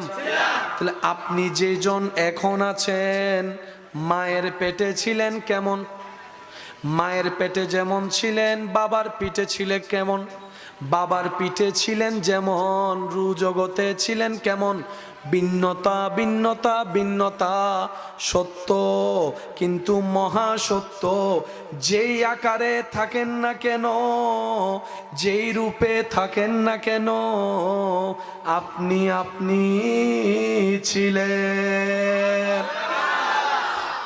দুনিয়ায় বলেন আমি, দুনিয়ায়, মায়ের পেটে, বাবার পিঠে, রু জগতেও। আরো জোরে, আরো জোরে। এবার আবার বলবো, আমি শব্দটা আপনারা একটু জোরে বলবেন। দুনিয়ায়, মায়ের পেটে, বাবার পিঠে, রু জগতে, কবরে, হাসরে, জান্নাতে। আপনি শুধু রূপ চেঞ্জ হবে। সুবহানাল্লাহ। ভিতরের আপনি আপনিই থাকবেন, বাহিরেরটা কি হবে? জোরে বলেন, বাহিরেরটা কি হবে? দুনিয়ায় আসার পরে ওয়া ওয়া, তখনও আপনি। এখন দাড়ি টাড়ি ফাইকে গেছে, এখনো আপনি। কিন্তু ওই ছবি যদি এখন দেখেন, আপনি নিজেই কইবেন। এটা আপনারা না বুঝলে আমার ফেসবুক ব্যবহারকারীরা, যুবক ভাইরা বুঝবে। মাঝে মধ্যে মেমোরিজের মধ্যে 4-5 বছর 6 বছর আগের বন্ধুদের সাথে ছবি তোলা, ছবিগুলা মাঝে মধ্যে চলে আসে। 5-6 বছর আগের ছবিগুলা নিজেরটা নিজে দেখে কাশিয়ার নগরে শরম বাদ দেয়, হাতে কিয়া হয়তো শাসন আর হুল্লা লাভ। নিজের ছবি নিজে দেখতে লজ্জা লাগে, নিজের অতীতের ছবি নিজে দেখতে মায়া লাগে, কিন্তু সবাইকে দেখাইতে কি লাগে? লজ্জা লাগে। ওই 20 সালও আপনি, 25 সালও আপনি, নাম পাল্টালো আপনি, হাত ভেঙে গেল আপনি, ওই আপনিটা আসল কে? ওই আপনিটা আসল হচ্ছে আপনার রূহ। সুবহানাল্লাহ। সবচাইতে মজার বিষয় কি জানেন? নিজের দোষের দাড়ি পাল্লা দিয়ে অন্যের দোষগুলাকে মাফি। আয় সবাই লাইনে ধর, দোষ কি বল, দোষ কি বল, দোষ কি বল। তো একজনে বলে যে দাড়ি পাল্লাটা কার? কয়টা আমার। তো তোর নিজের দাড়ি পাল্লায় তো অনেক বাড়ি, তুই আমার গুলা মাফস কেন? কই অন্যের দোষ না দেখলে ফেটের ভাত হজম হয় না। আছে এখানে কিছু সার দোকানে বসে বসে খামাখা অন্যের নামে কথা বলে। কারো একটা বিয়ের কথা শুনলে, কোন একটা মেয়ে দেখতে আসছে, ছেলে দেখতে আসছে, সে গায়ে ভরে এসে বলবে উইতরেও মায়ে ফাঁসাই তো সুবহানাল্লাহ নো। সে ভাই আপনি কেমনে বুঝলেন? আমি বুঝছি, মায়ে ভুয়া তো আইনা হয়তো লাগবে না, বাংলাদেশত মায়ে ভুয়ার অভাব হয়ে দে আজাইরা কোনো কাম নাই, দিছে কান পরা। আর আমরাও বোকার মতো বাহিরের মানুষের কান পরাগুলো একটু বেশি বিশ্বাস করি। আমি কি বুঝাতে পারছি কথা? সেজন্য আল্লাহ কোরআনের মধ্যে বলেছেন ওয়াইলুল লিকুল্লি হুমাযাতিল লুমাযা। আল্লাহ আমাদের সবাইকে একটু নিজের ভালো বুঝার তৌফিক দান করুন। আর নিজের ভালো সবসময় অন্যের ভালো করার মধ্যেই লুকায়িত থাকে। আচ্ছা, এতটুক কথা যারা বুঝতে পেরেছেন তারা একবার বলেন মারহাবা। আমি কয়জন? স্টেশন কয়টা? স্টেশন কয়টা? স্টেশন কয়টা? আমি আমি আপনি আপনি কি হাতের কারণে, নাকি পায়ের কারণে, নাকি চোখের কারণে, নাকি রুহের কারণে? আরো জোরে বলেন। কেটে যাচ্ছে কি? কেটে যাচ্ছে কি? সেজন্য সন্তানের হাত পা গেল, ওই সন্তানকে মা নিজের সন্তানই বলে। সন্তান যদি বিকলাঙ্গ হয়, তারপরও মা সন্তানকে নিজের সন্তানই বলে। এবার সুস্থ সন্তান প্রশ্ন রাখলো মার কাছে, মা আমার তো অল বডিতে সব আছে, তার তো চোখ একটা নাই, ঠোঁট একটা বাঁকা, কান একটা নাই, চোখ একটা কানা, পা একটা ল্যাংড়া, তুমি এই বিকলাঙ্গকেও তোমার সন্তান বলছো, আমাকেও তোমার সন্তান বলছো, মা মিলে তো না। তখন মা উত্তর দেয়, তোর দেহটা আমার সন্তান নয়। সুবহানাল্লাহ বলে না। এবার অঙ্কটা একটু মিলাই, যেটাতে শুরু করলাম, যেখান থেকে শুরু সেখানে গিয়ে যে যেখান থেকে আসে সেখানেই ফিরে যেতে হয়। আমরা আল্লাহর কাছ থেকে কি হয়ে এসেছি? জোরে জোরে, আমরা আল্লাহর কাছ থেকে কি হয়ে এসেছি? ওই রুটা হয়ে এসে বাবার পিঠ মায়ের পেট হয়ে দুনিয়াতে এসে তারপরে কবর হয়ে হাসর হয়ে জান্নাতে যখন চলে যাব, যদি আল্লাহ তাআলা আমাদের উপর রাজি হয় তাহলে আমরা দেহ সহিত রু নিয়ে যাব। সেজন্য আল্লাহ তাআলা নবীদের শানের মধ্যে জমিনকে হুকুম করেছেন, হে জমিন আমার নবী রাসূলের দেহকে কখনো তোমরা খাবা তো দূরের কথা, স্পর্শ পর্যন্ত করিও না, স্পর্শ পর্যন্ত করিও না। জমিন কার দেহ স্পর্শ করে না? উত্তরটা সহজ, বুঝে নিবেন। জমিনে দেহ রাখার পর জমিন যে দেহের ভিতরে আপন রবের প্রেমের অস্তিত্ব খুঁজে পাবে, জমিন ওই দেহকে কখনো স্পর্শ করে না, মায়া করে আগলাই রাখে। জমিন বলে আমিও যার,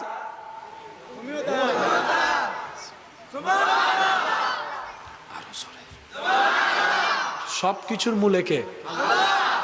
এখানে কোনো ফ্যাসার কিছু নাই, সব কিছুর মূলে আল্লাহ। আপনি যখন দেহের ভিতরে আল্লাহর প্রেম নিয়ে যাবেন, আল্লাহর পছন্দ হয়ে যাবেন, জমিন আপনাকে, জমিনে বলবে যে আমিও যার, আমরা তো আমরা আজরাইল কি নিতে আসে? টাকা। আমি যেটা প্রশ্ন করবো আপনারা শুধু বুঝে উত্তর দিবেন। আজরাইল মোবাইল নিতে আসে, কি নিতে জানি আসে? আরো জোরে, আরো জোরে। আমাদের দেহে কি রু ছাড়ার কিছু নাই? আজরাইল সাহেব আপনি হাতটা নিয়ে যান, এটার সাথে আমার কোনো লেনদেন নাই, আমি এটা নিব কেন? আমার সাথে রুল লেনদেন, শরীরের সাথে মাটির লেনদেন। আমি আজরাইলের সাথে রুল লেনদেন, দেহের সাথে মাটির লেনদেন। যার যার লেনদেন শেষে দেখবে আমার কি, আমি আমারটা করি, মাটি মাটিরটা করবে। এবার আজরাইল যাদের জান কবজ করতে এসে দেখে যাদের রুহের মধ্যে রবের প্রেমের খুশবু পাওয়া যায়, নবীর প্রেমের খুশবু পাওয়া যায়, আদবের সৌন্দর্য দেখা যায়, প্রেমের আলোকিত স্পর্শ দেখা যায়, নেক আমলের চাহিদা দেখা যায়, যাদের রূপ নিতে এসে আজরাইল দেখে এটা তো যেখান থেকে এসেছিল ওখানকার হক আদায় করেছে, যেখান থেকে এসেছিল ওনার প্রেমে মগ্ন হয়ে আছে, যেখান থেকে এসেছিল ওনার প্রেমে ফানা হয়ে আছে, তখন আজরাইল এমন ভাবে রুটা বের করে, আজরাইল বলে আমিও যার, এটাও তার, আমিও যার, এটাও তার, আমিও যার, এটাও তার, এমন ভাবে নিয়ে বের করে কারো কোনো খবরও হয় না, ব্যথাও হয় না, কষ্টও হয় না। সবকিছুর মূলে আওয়াজটা আর একটু জোরে, সবকিছুর মূলে আজরাইল বলে আমিও যার, রুও তার। এবার রু নিয়ে গেছে, রু নিয়ে গেছে, আমাদের কাছে রেখে গেছে, কিছুক্ষণ পর সেটা বাধ্য হয়ে দিতে হবে। জোরে বলেন, আরো জোরে। মাটিতে যখন রেখে আসলাম, যতই মায়া করি না কেন এই মায়াটার এখানে কোনো দাম নাই, বাধ্য হয়ে কিন্তু কবরে দিতেই হয়। একদিন রাখি আর 5 দিন রাখি, দিতেই হবে, এছাড়া দ্বিতীয় কোনো অপশন। এখন মাটিতে যখন রাখা হলো, মাটি ওনাকে পেয়ে বলে যে কিরে আমার রবের নামের খুশবু পাওয়া যাচ্ছে, নেক বান্দা আমার রবের নামের খুশবু পাওয়া যাচ্ছে। এবার প্রশ্ন করার জন্য প্রশ্নকারী আসলো, ওনারা প্রশ্ন করলেন, উনি উত্তরও দিয়ে দিলেন। মাটি বলে যে ঠিকই তো মনে করছি, আমিও যার।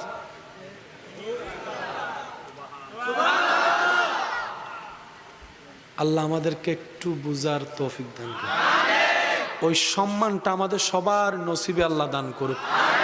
আর একটু জোরে, এটা তো অনেক বড় একটা প্রাপ্য পাওয়া চাওয়া, কি বলেন?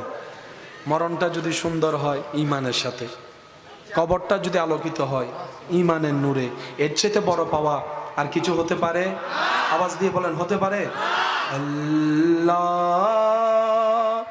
ও গো আল্লাহ, ক্ষমা করে দাও, মাফ করে দাও। সবাই মিলে কি আওয়াজে আল্লাহ, ও গো আল্লাহ, ক্ষমা করে দাও, মাফ। জীবন মোদের যতদিন থাকিবে, সুপথে চালাও, মাফ করে দাও আল্লাহ, ও গো আল্লাহ, ক্ষমা করে দাও। দিল যাদের মন দিয়ে শুনছে কথা, তারা একবার বলেন মারহাবা। এবার নিতে আসবে কে? মাশাআল্লাহ, নিতে আসবে কে? ভাইয়া কি নিতে আসবে? হ্যাঁ, কি নিতে আসবে? কে নিতে আসবে? এবার আমি কি বললাম, এসে যখন আজরাইল দেখবে আমিও যার, এবার আজরাইল সেই বান্দাদের সামনে এসে বলে, হসবত আমার মওলার পাওয়া যাচ্ছে রে তোর কাছ থেকে,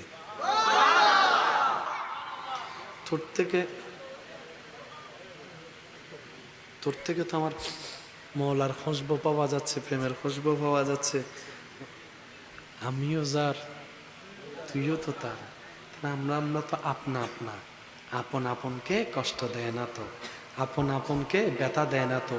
দুনিয়ার আপনরা আপনকে ব্যথা দেয়, মওলার আপনরা আপনকে ব্যথা দেয় না। তুই তো আমি আপন। ওই দৃশ্যটাকে আল্লাহ তাআলা, যেটা সাধারণ মানুষ দেখে না, জানে না, শুনে না, ওই দৃশ্যটাকে আল্লাহ কোরআনের মধ্যে এইভাবে বলছেন, ইয়া আইয়াতুহান নাফসুল মুতমাইন্না ইরজি ইলা রাব্বিকা রাদিয়াতাম মারদিয়া ফাদখুলি ফি ইবাদি ওয়াদখুলি জান্নাতি। আরো জোরে বলেন, শব্দটা বলেন, আমিও যার, তুমিও তার, আমিও যার, আমিও যার। এবার আমিও যার, তিনিও একজন, তুমিও যা তার, তিনিও একজন। সব কিছুর মূলে আওয়াজ দিয়ে বলেন একজন, তিনি কে? লিল্লাহে, এভরিথিং ফর আল্লাহ, সব কিছু আল্লাহর জন্য। এখানে দ্বিতীয় কোনো অপশন বলেন, দ্বিতীয় কোনো অপশন? প্রথমেরটা না বুঝলে আমরা পরেরটা মিসিং করে ফেলবো। সেজন্য আমি অনেক শব্দ, অনেক কথাগুলোকে বারবার বলছি, যেন আপনাদের এখান থেকে ঢুকে এখানে একটু বেঁধে যায়। এত কথা তো আর মনে থাকবে না, এটা মনে রাখেন, আমি যার, তুমিও তার, আমি যার। আজরাইল এসে বলবে আমি যার, তুমিও। এবার মাটিতে যাওয়ার পর মাটি বলবে আমিও যার, তুমিও। সবকিছুর মূলে বলেন, সবকিছুর মূলে, সবকিছুর মূলে। এবার আপনার গাড়িটা শুরু হয়েছে রু জগৎ থেকে, বাবার পিঠ হয়ে, মায়ের পেট হয়ে। রব যেখানে যতদিন চেয়েছেন সে ততদিন আমরা ওখানে ছিলাম। রব চেয়েছে দুনিয়াতে আসতে, এসে গেলাম। ওয়া শব্দ দিয়ে হুয়া শব্দের প্রমাণ রেখে আল্লাহ শব্দের অস্তিত্বর প্রমাণ দিয়ে দিলাম, সুবহান আল্লাহ। এবার বড় হতে হতে রব যাকে যতদিন চায় দুনিয়াতে থাকবো, রিজিক যার একটা দানা বাকি থাকবে, মৃত্যু কখনো তাকে স্পর্শ করবে না। এই বিশ্বাস বিশ্বাসী হয়ে মুসলমান হক পথে সততার সাথে চলতে থাকলো। 2 নম্বরই কখনো করে নাই, কারণ তার বিশ্বাস ছিল আমার রিজিকে যদি থাকে, ভাগ্যে থাকে, পৃথিবীর শেষ প্রান্তে থাকলেও সেটা আমার কাছে আসবেই আসবেই আসবে। যদি আমার তকদিরে না থাকে, টেবিলের সামনে খাবার থাকলেও সেটা আমার কখনো পেটের মধ্যে যাবে। এই বিশ্বাসে হকের উপর থেকে সুন্নতকে সাথে নিয়ে রবের সেই ফরজকে পালন করে নবীর প্রেম অন্তরে রেখে আল্লাহর ভয়ের শ্রদ্ধা রেখে জীবন চলাচল করতে করতে রব যতদিন চায় দুনিয়াতে থাকার পর এবার চলে যাবে কোথায়? কবরের মধ্যে। রূহ চলে গেল আসমানে, বলেন রূহ চলে গেল, দেহ চলে গেল মাটিতে, দেহ চলে গেল। রব যতদিন চাই মাটিতে থাকবো, উঠবো আমরা হাসরে। হাসরে যাওয়ার পর রব যখন দয়া করবে চলে যাব আমরা জান্নাতের মধ্যে। মনে রাখবেন, মানুষের জীবনের কোনো শেষ, যারা কবরে আছে তারা শেষ। আরো জোরে, বেঁচে থাকে কি দেহ দিয়ে না রূহ দিয়ে? রূহ কখনো মরে? সেজন্য আল্লাহ কোরআনের মধ্যে বলেছেন কুল্লু নাফসিন যায়িকাতুল মউত। একটু জোরে বলি না সুবহানাল্লাহ। আল্লাহ বলছেন কুল্লু নাফসিন যায়িকাতুল মউত। যায়িকা চারটা না, বলেন না সুবহানাল্লাহ। এবার আসেন সবকিছুর মূলে, আর একটু জোরে বলেন সবকিছুর মূলে। এসেছি কার থেকে? এসেছি কার থেকে? যাব কার কাছে?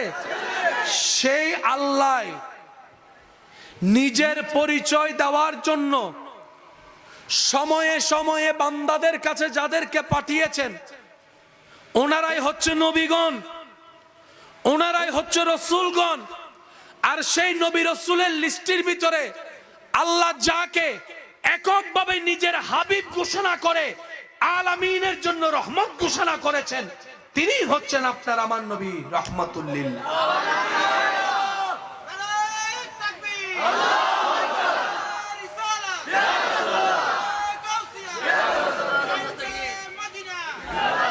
আমার ইমানদার ভাইয়ের আওয়াজ দিয়ে বলবেন সবকিছু কার জন্য?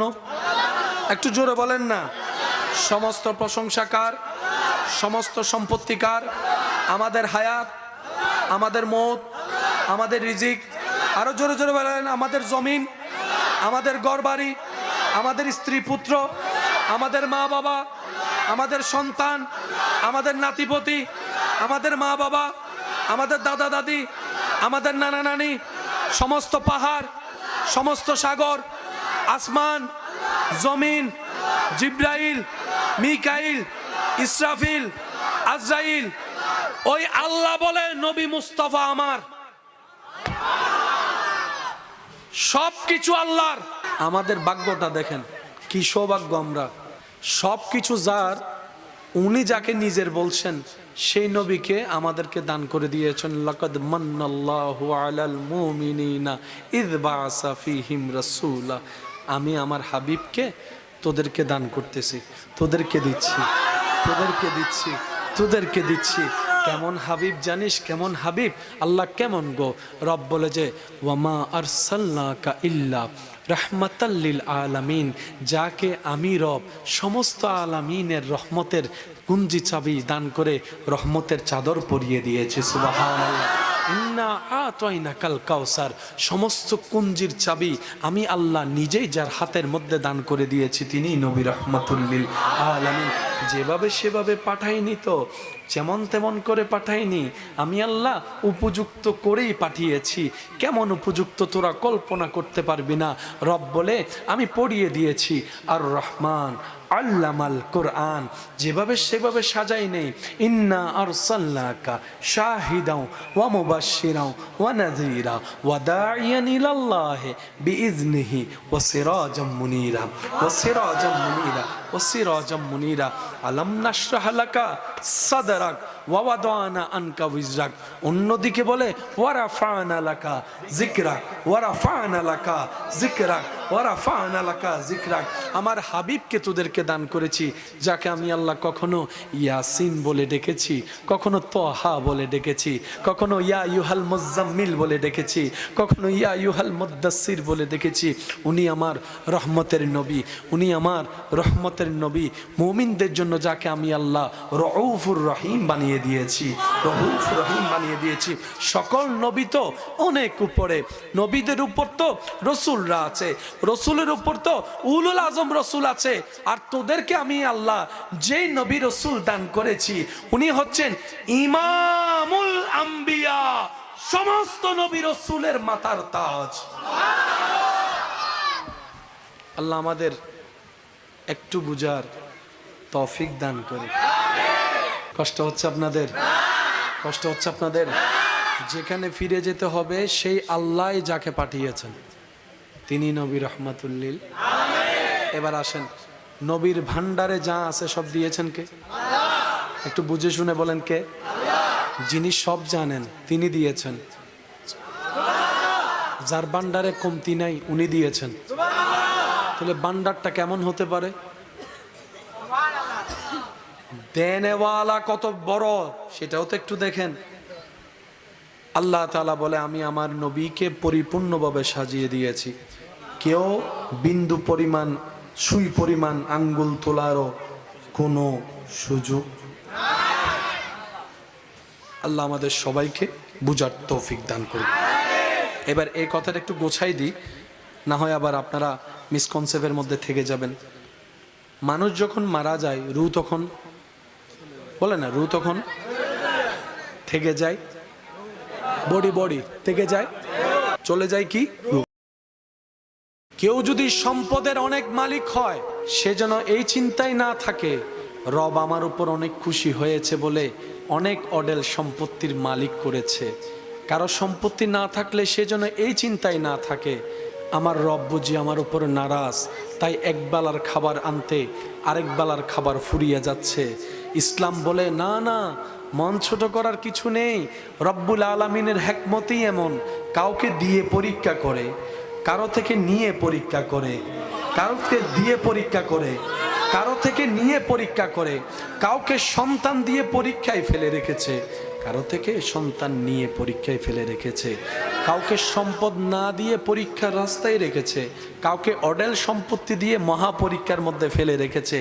সবাই আমরা আপন আপন জায়গায়, সবাই পরীক্ষার্থী, সবাই পরীক্ষার মধ্যেই আছি, সবাই প্রতি সেকেন্ডে পরীক্ষা দিচ্ছি।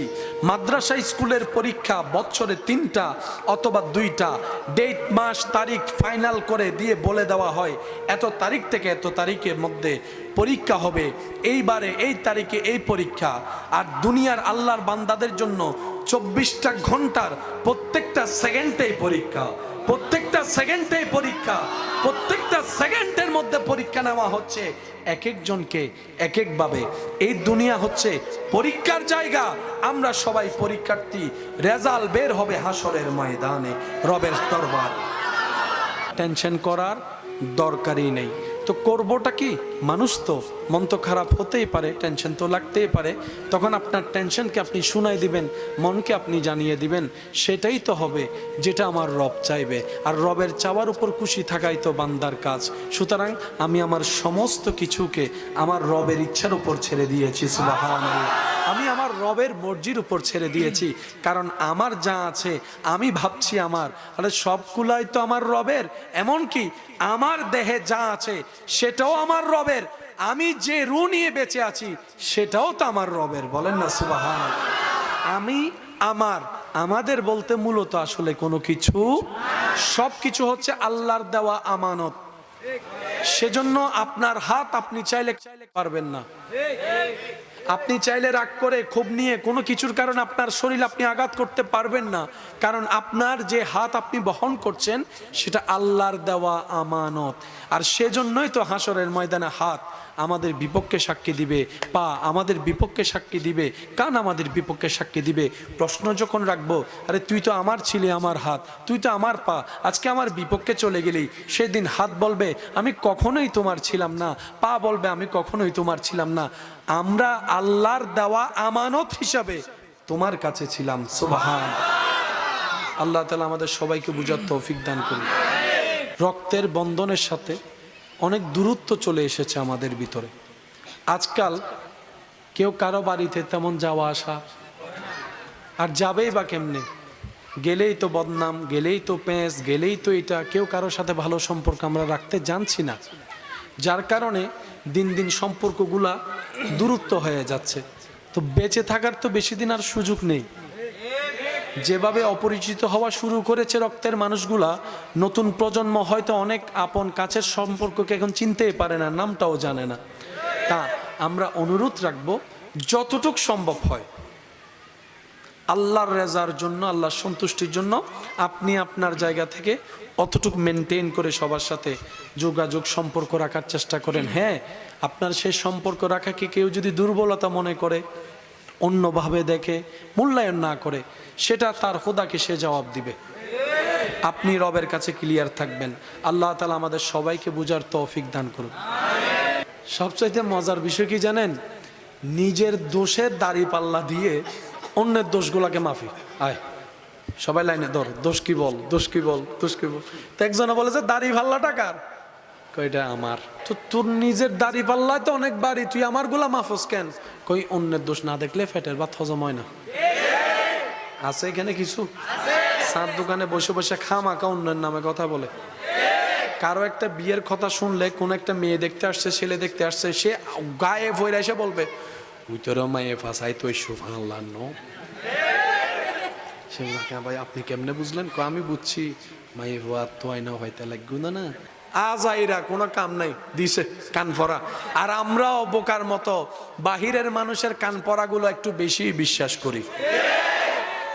আমি কি বুঝাতে পারছি কথা? সেজন্য আল্লাহ কোরআনের মধ্যে বলেছেন ওয়াইলুল লিকুল্লি হুমাজাতিল লুমাজা। আল্লাহ আমাদের সবাইকে একটু নিজের ভালো বুঝার তৌফিক দান করুন।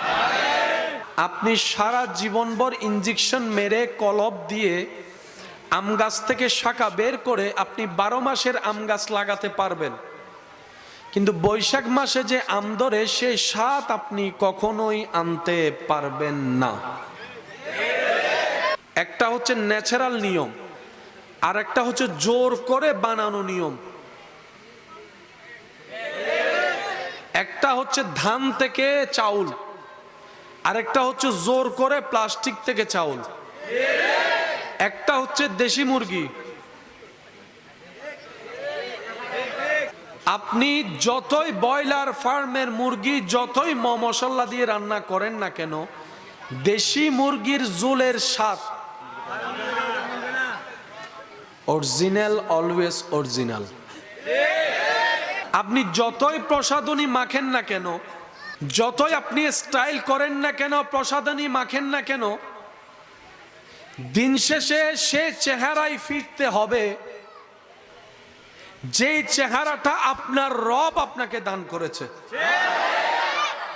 কোন মানুষের পক্ষে 2টা দিন লাগাতার মেকআপ রাখা সম্ভব? বলেন না সম্ভব? সম্ভব।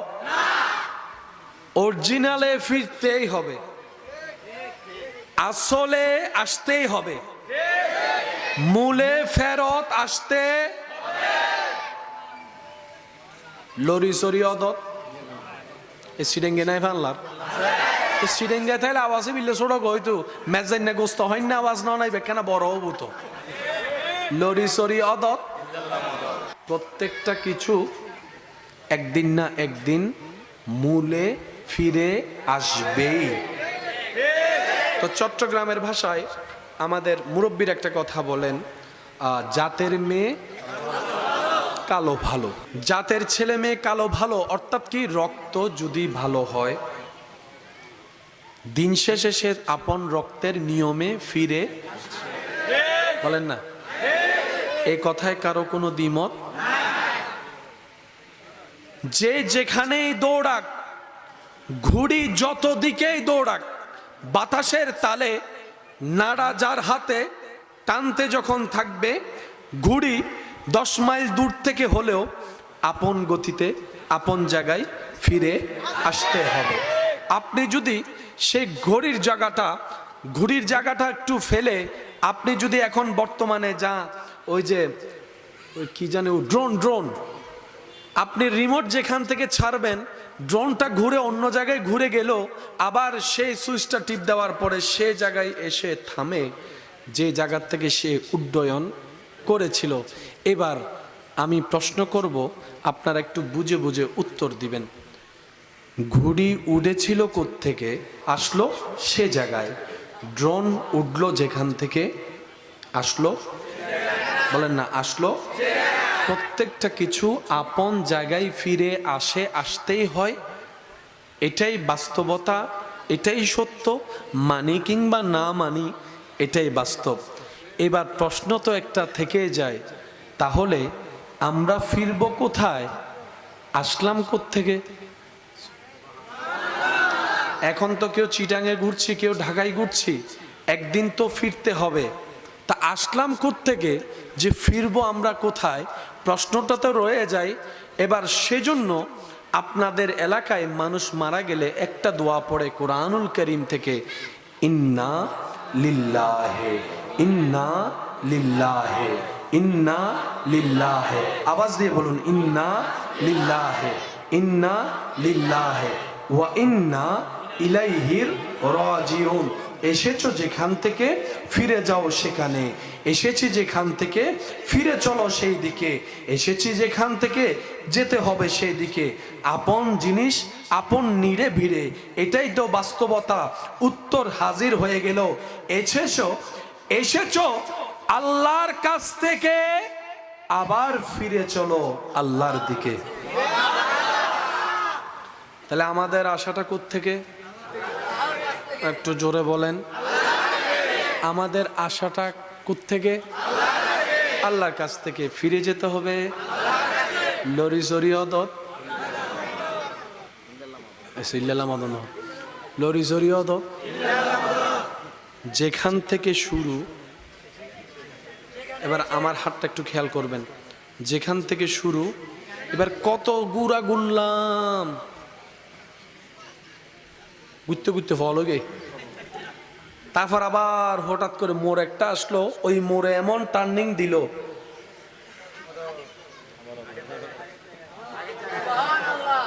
সুবহানাল্লাহ জোরে বলে।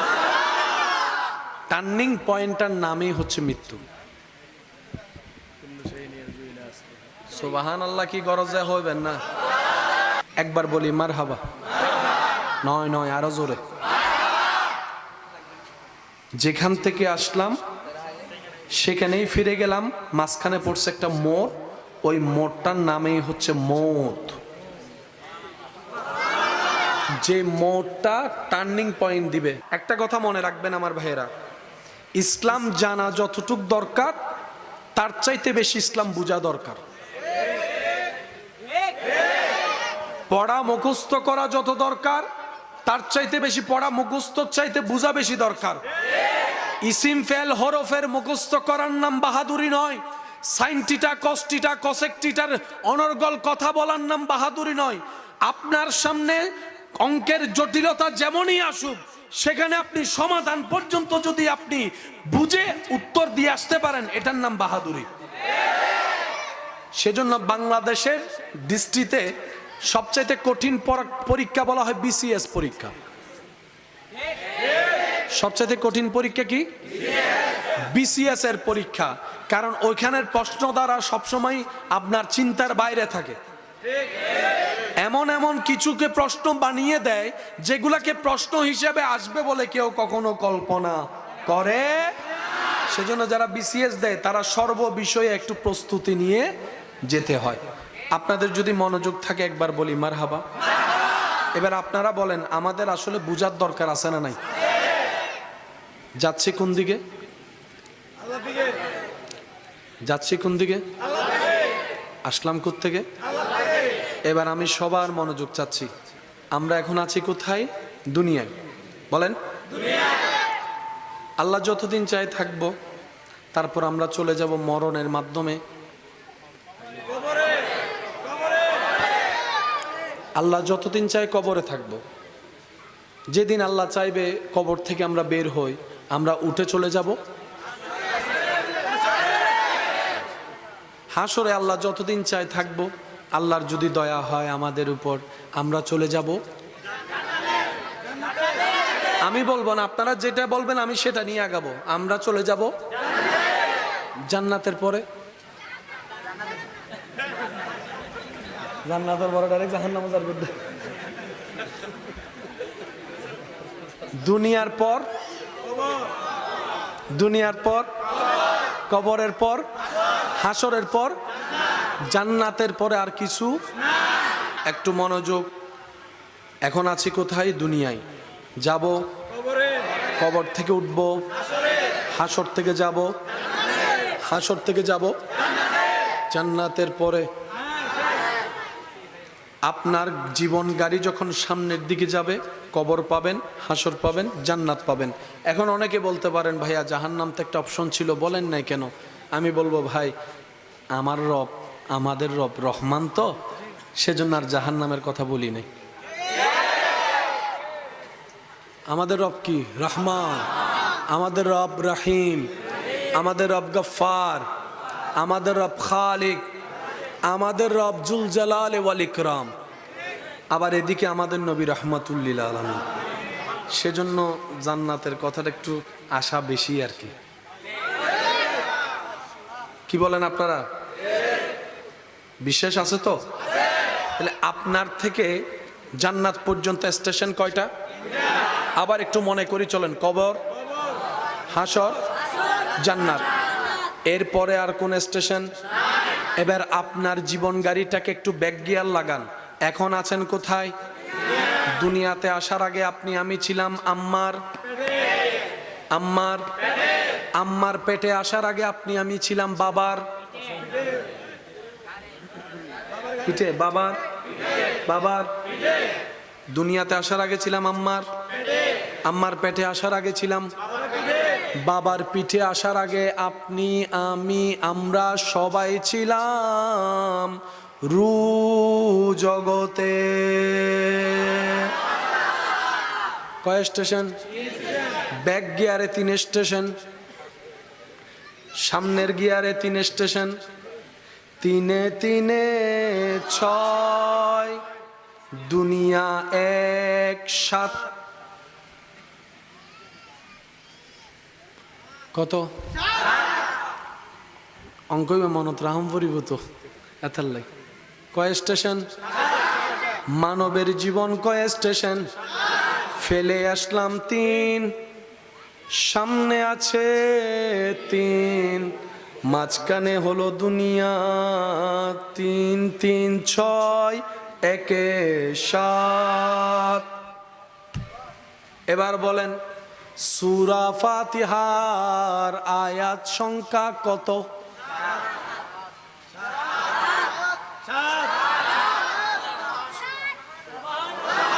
কত? জোরে বলেন। আসমান কয়টি? জমিন কয়টি? 7। অঙ্ক হালকা নেওয়ার জিনিস নয়। কখনো কি একবার আল্লাহর কাছে জিজ্ঞেস করতে মন চাইছে, আল্লাহ তুমি চাইলে তো 12টাও আসমান বানাতে পারতা, 3টাও বানাতে পারতা। আল্লাহ তুমি অঙ্কটা 7-এর অঙ্কে কেন রাখলা? আল্লাহ জমিন কেন তুমি 7টা বানালা? জাহান্নাম কেন 7টা বানালা? জান্নাত কেন 8টা বানালা? এতটুক তো জানি ইয়া রব, তোমার প্রত্যেকটা কাজে কোনো না কোনো কারণ, কোনো না কোনো হিকমত আছেই আছে, আছেই আছে, আছেই আছে। কেউ যদি সম্পদের অনেক মালিক হয়, সে যেন এই চিন্তায় না থাকে রব আমার উপর অনেক খুশি হয়েছে বলে অনেক অডেল সম্পত্তির মালিক করেছে। কারো সম্পত্তি না থাকলে সে যেন এই চিন্তায় না থাকে আমার রব বুঝি আমার উপর নারাজ, তাই একবেলার খাবার আনতে আরেক বেলার খাবার ফুরিয়ে যাচ্ছে। ইসলাম বলে না না, মন ছোট করার কিছু নেই। রব্বুল আলামিনের হিকমতই এমন, কাউকে দিয়ে পরীক্ষা করে, কারো থেকে নিয়ে পরীক্ষা করে, কাউকে দিয়ে পরীক্ষা করে, কারো থেকে নিয়ে পরীক্ষা করে, কাউকে সন্তান দিয়ে পরীক্ষায় ফেলে রেখেছে, কারো থেকে সন্তান নিয়ে পরীক্ষায় ফেলে রেখেছে, কাউকে সম্পদ না দিয়ে পরীক্ষার রাস্তায় রেখেছে, কাউকে অডেল সম্পত্তি দিয়ে মহা পরীক্ষার মধ্যে ফেলে রেখেছে। সবাই আমরা আপন আপন জায়গায়, সবাই পরীক্ষার্থী, সবাই পরীক্ষার মধ্যেই আছি, সবাই প্রতি সেকেন্ডে পরীক্ষা দিচ্ছি। মাদ্রাসা স্কুলের পরীক্ষা বছরে 3টা অথবা 2টা ডেট, মাস, তারিখ ফাইনাল করে দিয়ে বলে দেওয়া হয় এত তারিখ থেকে এত তারিখের মধ্যে পরীক্ষা হবে, এইবারে এই তারিখে এই পরীক্ষা। আর দুনিয়ার আল্লাহর বান্দাদের জন্য 24টা ঘন্টার প্রত্যেকটা সেকেন্ডেই পরীক্ষা, প্রত্যেকটা সেকেন্ডেই পরীক্ষা, প্রত্যেকটা সেকেন্ডের মধ্যে পরীক্ষা নেওয়া হচ্ছে এক একজনকে এক একভাবে। এই দুনিয়া হচ্ছে পরীক্ষার জায়গা, আমরা সবাই পরীক্ষার্থী। রেজাল্ট বের হবে হাসরের ময়দানে রবের দরবারে। সার কারো, সবাই পরীক্ষার্থী, সবাই কি? আমরা এত বোকার বোকা, নিজের পরীক্ষার খাতায় কিছু লিখতে না পারলেও জীবন কাটাই ফেলতেছি অন্যের খাতা দেখতে দেখতে। ইতের এই দোষ, ইতের এই ভুল, ইতের এই ভুল, ইতে এটা করছে, এতে ওইটা করছে, ইতে এইতে এইতে এইতে কইতে কইতে পরীক্ষার টাইম, নিজের খাতায় লেখার কোনো সুযোগ। আর বুদ্ধিমানরা অন্যের লাখিসের দিকে মনোযোগ দেয় না, অন্যের খাতার দিকে মনোযোগ না দিয়ে রবের উপর সর্বোচ্চ ভরসা রেখে নবী রহমাতুল্লিল আলামিনের আদব প্রেমকে অন্তরে জায়গা দিয়ে নেক আমলের খাতায় নিজে কিছু লেখার চেষ্টা করে, কখনো ইস্তেগফার দিয়ে, কখনো জিকির দিয়ে, কখনো দান দিয়ে, কখনো সদকা দিয়ে, ফরজের পাশাপাশি সুন্নত হয়ে গোপনে গোপনে নফল ইবাদত করে নিজের আমলের খাতাটা নিজেই লিখতে থাকে, পরিপূর্ণ করতে থাকে। এই আশায় জানি আমার এমন কোনো আমল নাই যেটা আমার রবকে খুশি করতে পারে, আমি সেটা বিশ্বাস করি, স্বীকারও করি। আমার আমলে সে সৌন্দর্য যোগ্যতা নাই, কিন্তু এতটুক তো রবের দরবারে গিয়ে বলতে পারবো, ইয়া রব, তোমাকে রাজি করার মতো কোয়ালিটি ফুল কোনো আমল আমার কাছে নাই, কিন্তু তোমাকে রাজি করার নিয়তে আমি চেষ্টা করে গিয়েছিলাম। আর আপনারা ভালো করে জানেন, যে চেষ্টা করে, বলেন না, যে চেষ্টা করে সে সফল হয়, যে চেষ্টা করে সফল হয়। আর ছাত্র যখন চেষ্টা করে না পারলেও শিক্ষক কখনো তাকে মারধর করে না। শিক্ষক বলে, আমার ছাত্র না পারলো, চেষ্টা তো অন্তর করেছে। খালি খাতা জমা দিলে মাইরা জানা নাই, আর যদি কোনো রকম না পারলো চেষ্টা করে যান, মোটামুটি একটু মায়া পাওয়ার সুযোগ, ওই চেষ্টাটা অন্তত আমাদের সবার ভিতর থাকতে হবে। আল্লাহ আমাদের বুঝার আমল করার তৌফিক দান করুন। এবার আসেন, চলেন একটু বুঝার চেষ্টা করি। কয়টা স্টেশন? আমাদের গাড়ি শুরু হয়েছে যে স্টেশন থেকে, সে স্টেশনের নাম হচ্ছে রুহের জগৎ, বলেন। আর আমাদের সে স্টেশনের গাড়ি থামবে চিরতরে যে স্টেশনে গিয়ে, সে স্টেশনের নাম জান্নাত, সে স্টেশনের নাম। তাহলে রু জগৎ থেকে শুরু। এখানের ভিতরে অনেকগুলো জগৎ আসছে কি আসে নাই? আমরা কি শেষ হয়েছি? আমরা কি শেষ হয়েছি?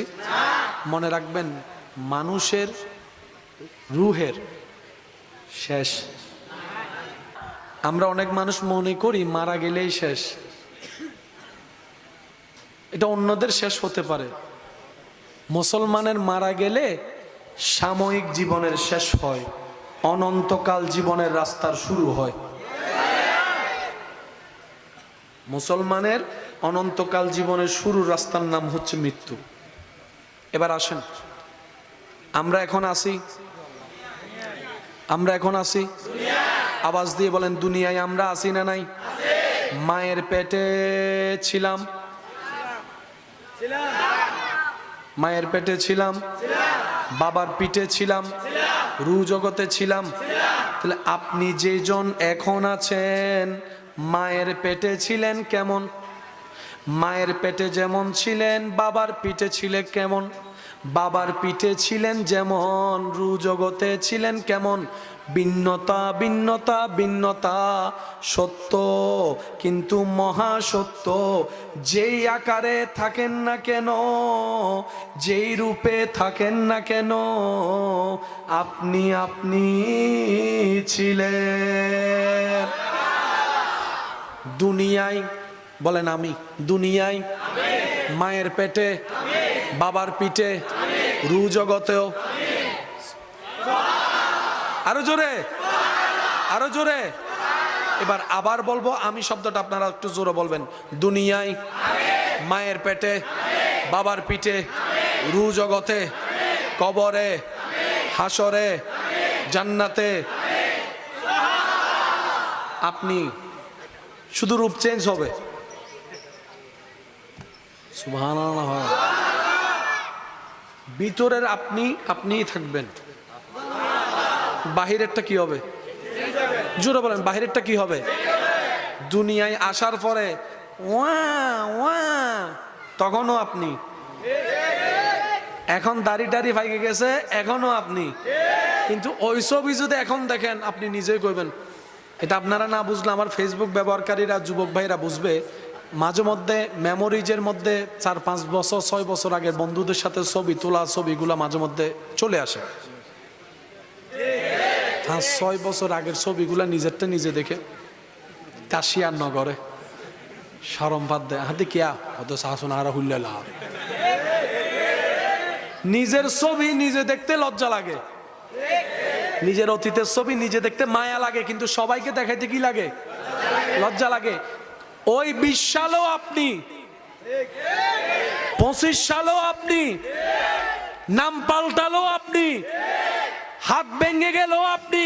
ওই আপনিটা আসল কে? ওই আপনিটা আসল হচ্ছে আপনার রূহ। সুবহানাল্লাহ। সবচাইতে মজার বিষয় কি জানেন? নিজের দোষের দাড়ি পাল্লা দিয়ে অন্যের দোষগুলাকে মাফি। আয় সবাই লাইনে ধর, দোষ কি বল, দোষ কি বল, দোষ কি বল। তো একজনে বলে যে দাড়ি পাল্লাটা কার? কয়টা আমার। তো তোর নিজের দাড়ি পাল্লায় তো অনেক বাড়ি, তুই আমার গুলা মাফস কেন? কই অন্যের দোষ না দেখলে ফেটের ভাত হজম হয় না। আছে এখানে কিছু সার দোকানে বসে বসে খামাকা অন্যের নামে কথা বলে। কারো একটা বিয়ের কথা শুনলে, কোন একটা মেয়ে দেখতে আসছে, ছেলে দেখতে আসছে, সে গায়ে ভরে এসে বলবে ওই তোর মায়ে ফাঁসাই তো সুবহানাল্লাহ নো। সে ভাই আপনি কেমনে বুঝলেন? আমি বুঝছি, মায়ে ভুয়া তো আইনা হয়তো লাগবে না, বাংলাদেশের মায়ে ফার অভাব হয়ে দে আজাইরা কোনো কাম নাই দিছে কান পরা। আর আমরাও বোকার মতো বাহিরের মানুষের কান পরাগুলো একটু বেশি বিশ্বাস করি। আমি কি বুঝাতে পারছি কথা? সেজন্য আল্লাহ কোরআনের মধ্যে বলেছেন ওয়াইলুল লিকুল্লি হুমাযাতিল লুমাযা। আল্লাহ আমাদের সবাইকে একটু নিজের ভালো বুঝার তৌফিক দান করুন। আর নিজের ভালো সবসময় অন্যের ভালো করার মধ্যেই লুকায়িত থাকে। আচ্ছা, এতটুক কথা যারা বুঝতে পেরেছেন তারা একবার বলেন মারহাবা। আমি কয়জন? স্টেশন কয়টা? স্টেশন কয়টা? স্টেশন কয়টা? আমি আমি আপনি আপনি কি হাতের কারণে, নাকি পায়ের কারণে, নাকি চোখের কারণে, নাকি রুহের কারণে? আরো জোরে বলেন। কেটে যাচ্ছে কি? কেটে যাচ্ছে কি? সেজন্য সন্তানের হাত পা গেল, ওই সন্তানকে মা নিজের সন্তানই বলে। সন্তান যদি বিকলাঙ্গ হয়, তারপরও মা সন্তানকে নিজের সন্তানই বলে। এবার সুস্থ সন্তান প্রশ্ন রাখলো মার কাছে, মা আমার তো অল বডিতে সব আছে, তার তো চোখ একটা নাই, ঠোঁট একটা বাঁকা, কান একটা নাই, চোখ একটা কানা, পা একটা ল্যাংড়া, তুমি এই বিকলাঙ্গকেও তোমার সন্তান বলছো, আমাকেও তোমার সন্তান বলছো, মা মিলে তো না। তখন মা উত্তর দেয়, তোর দেহটা আমার সন্তান নয়। সুবহানাল্লাহ বলেন না। এবার অঙ্কটা একটু মিলাই, যেটাতে শুরু করলাম, যেখান থেকে শুরু সেখানে গিয়ে যে যেখান থেকে আসে সেখানেই ফিরে যেতে হয়। আমরা আল্লাহর কাছ থেকে কি হয়ে এসেছি? জোরে জোরে, আমরা আল্লাহর কাছ থেকে কি হয়ে এসেছি? ওই রুটা হয়ে এসে বাবার পিঠ মায়ের পেট হয়ে দুনিয়াতে এসে, তারপরে কবর হয়ে হাসর হয়ে জান্নাতে যখন চলে যাব, যদি আল্লাহ তাআলা আমাদের উপর রাজি হয়, তাহলে আমরা দেহ সহিত রু নিয়ে যাব। সেজন্য আল্লাহ তাআলা নবীদের শানের মধ্যে জমিনকে হুকুম করেছেন, হে জমিন আমার নবী রসুলের দেহকে কখনো তোমরা খাবা তো দূরের কথা, স্পর্শ পর্যন্ত করিও না, স্পর্শ পর্যন্ত করিও না। জমিন কার দেহ স্পর্শ করে না? উত্তরটা সহজ, বুঝে নিবেন। জমিনে দেহ রাখার পর জমিন যে দেহের ভিতরে আপন রবের প্রেমের অস্তিত্ব খুঁজে পাবে, জমিন ওই দেহকে কখনো স্পর্শ করে না, মায়া করে আগলাই রাখে। জমিন বলে আমিও যার,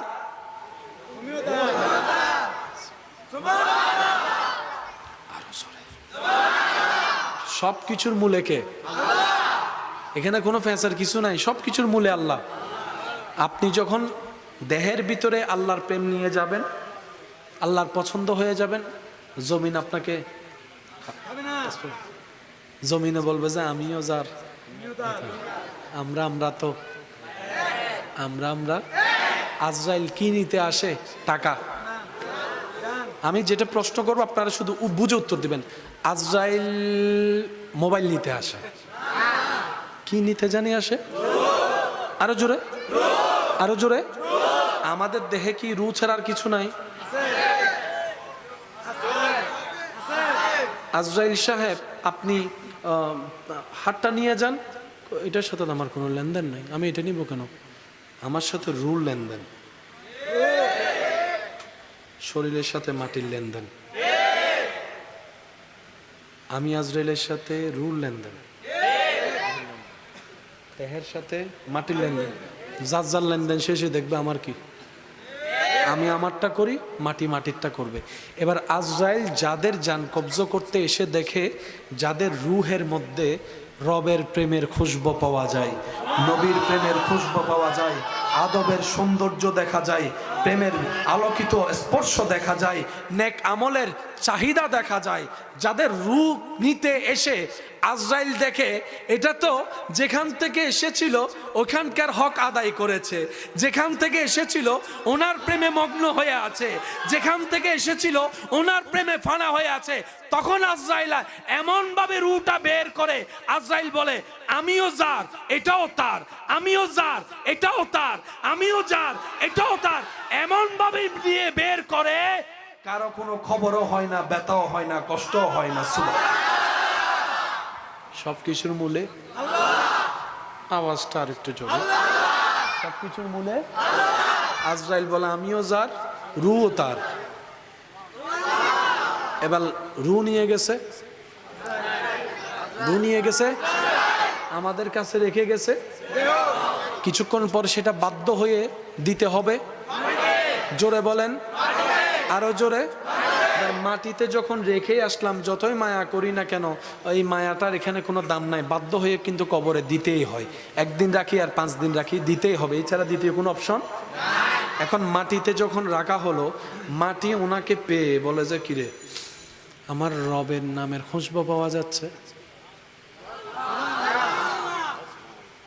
নেক বান্দা আমার রবের নামের খুশবু পাওয়া যাচ্ছে। এবার প্রশ্ন করার জন্য প্রশ্নকারী আসলো, ওনারা প্রশ্ন করলেন, উনি উত্তরও দিয়ে দিলেন। মাটি বলে যে হ ঠিকই তো মনে করছি, আমিও যার।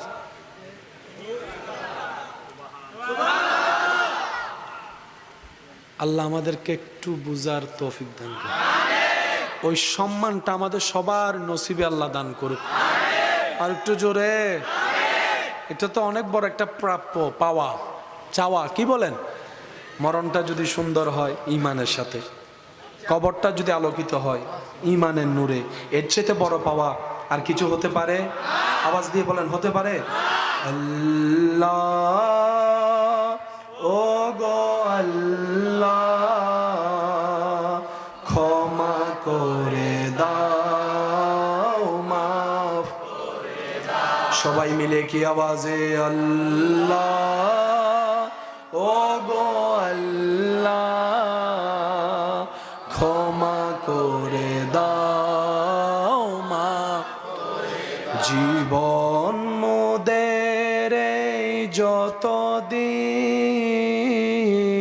থাকিবে পথে চালাও, মাফ করে দাও আল্লাহ, ও গো আল্লাহ ক্ষমা করে দাও। দিল যাদের মন দিয়ে শুনছে কথা, তারা একবার বলেন মারহাবা। এবার নিতে আসবে কে? মাশাআল্লাহ, নিতে আসবে কে? ভাইয়া কি নিতে আসবে? হ্যাঁ, কি নিতে আসবে? কে নিতে আসবে? এবার আমি কি বললাম? এসে যখন আজরাইল দেখবে আমিও যার, এবার আজরাইল সেই বান্দাদের সামনে এসে বলে, খুশবু তো আমার মওলার পাওয়া যাচ্ছে রে তোর কাছ থেকে।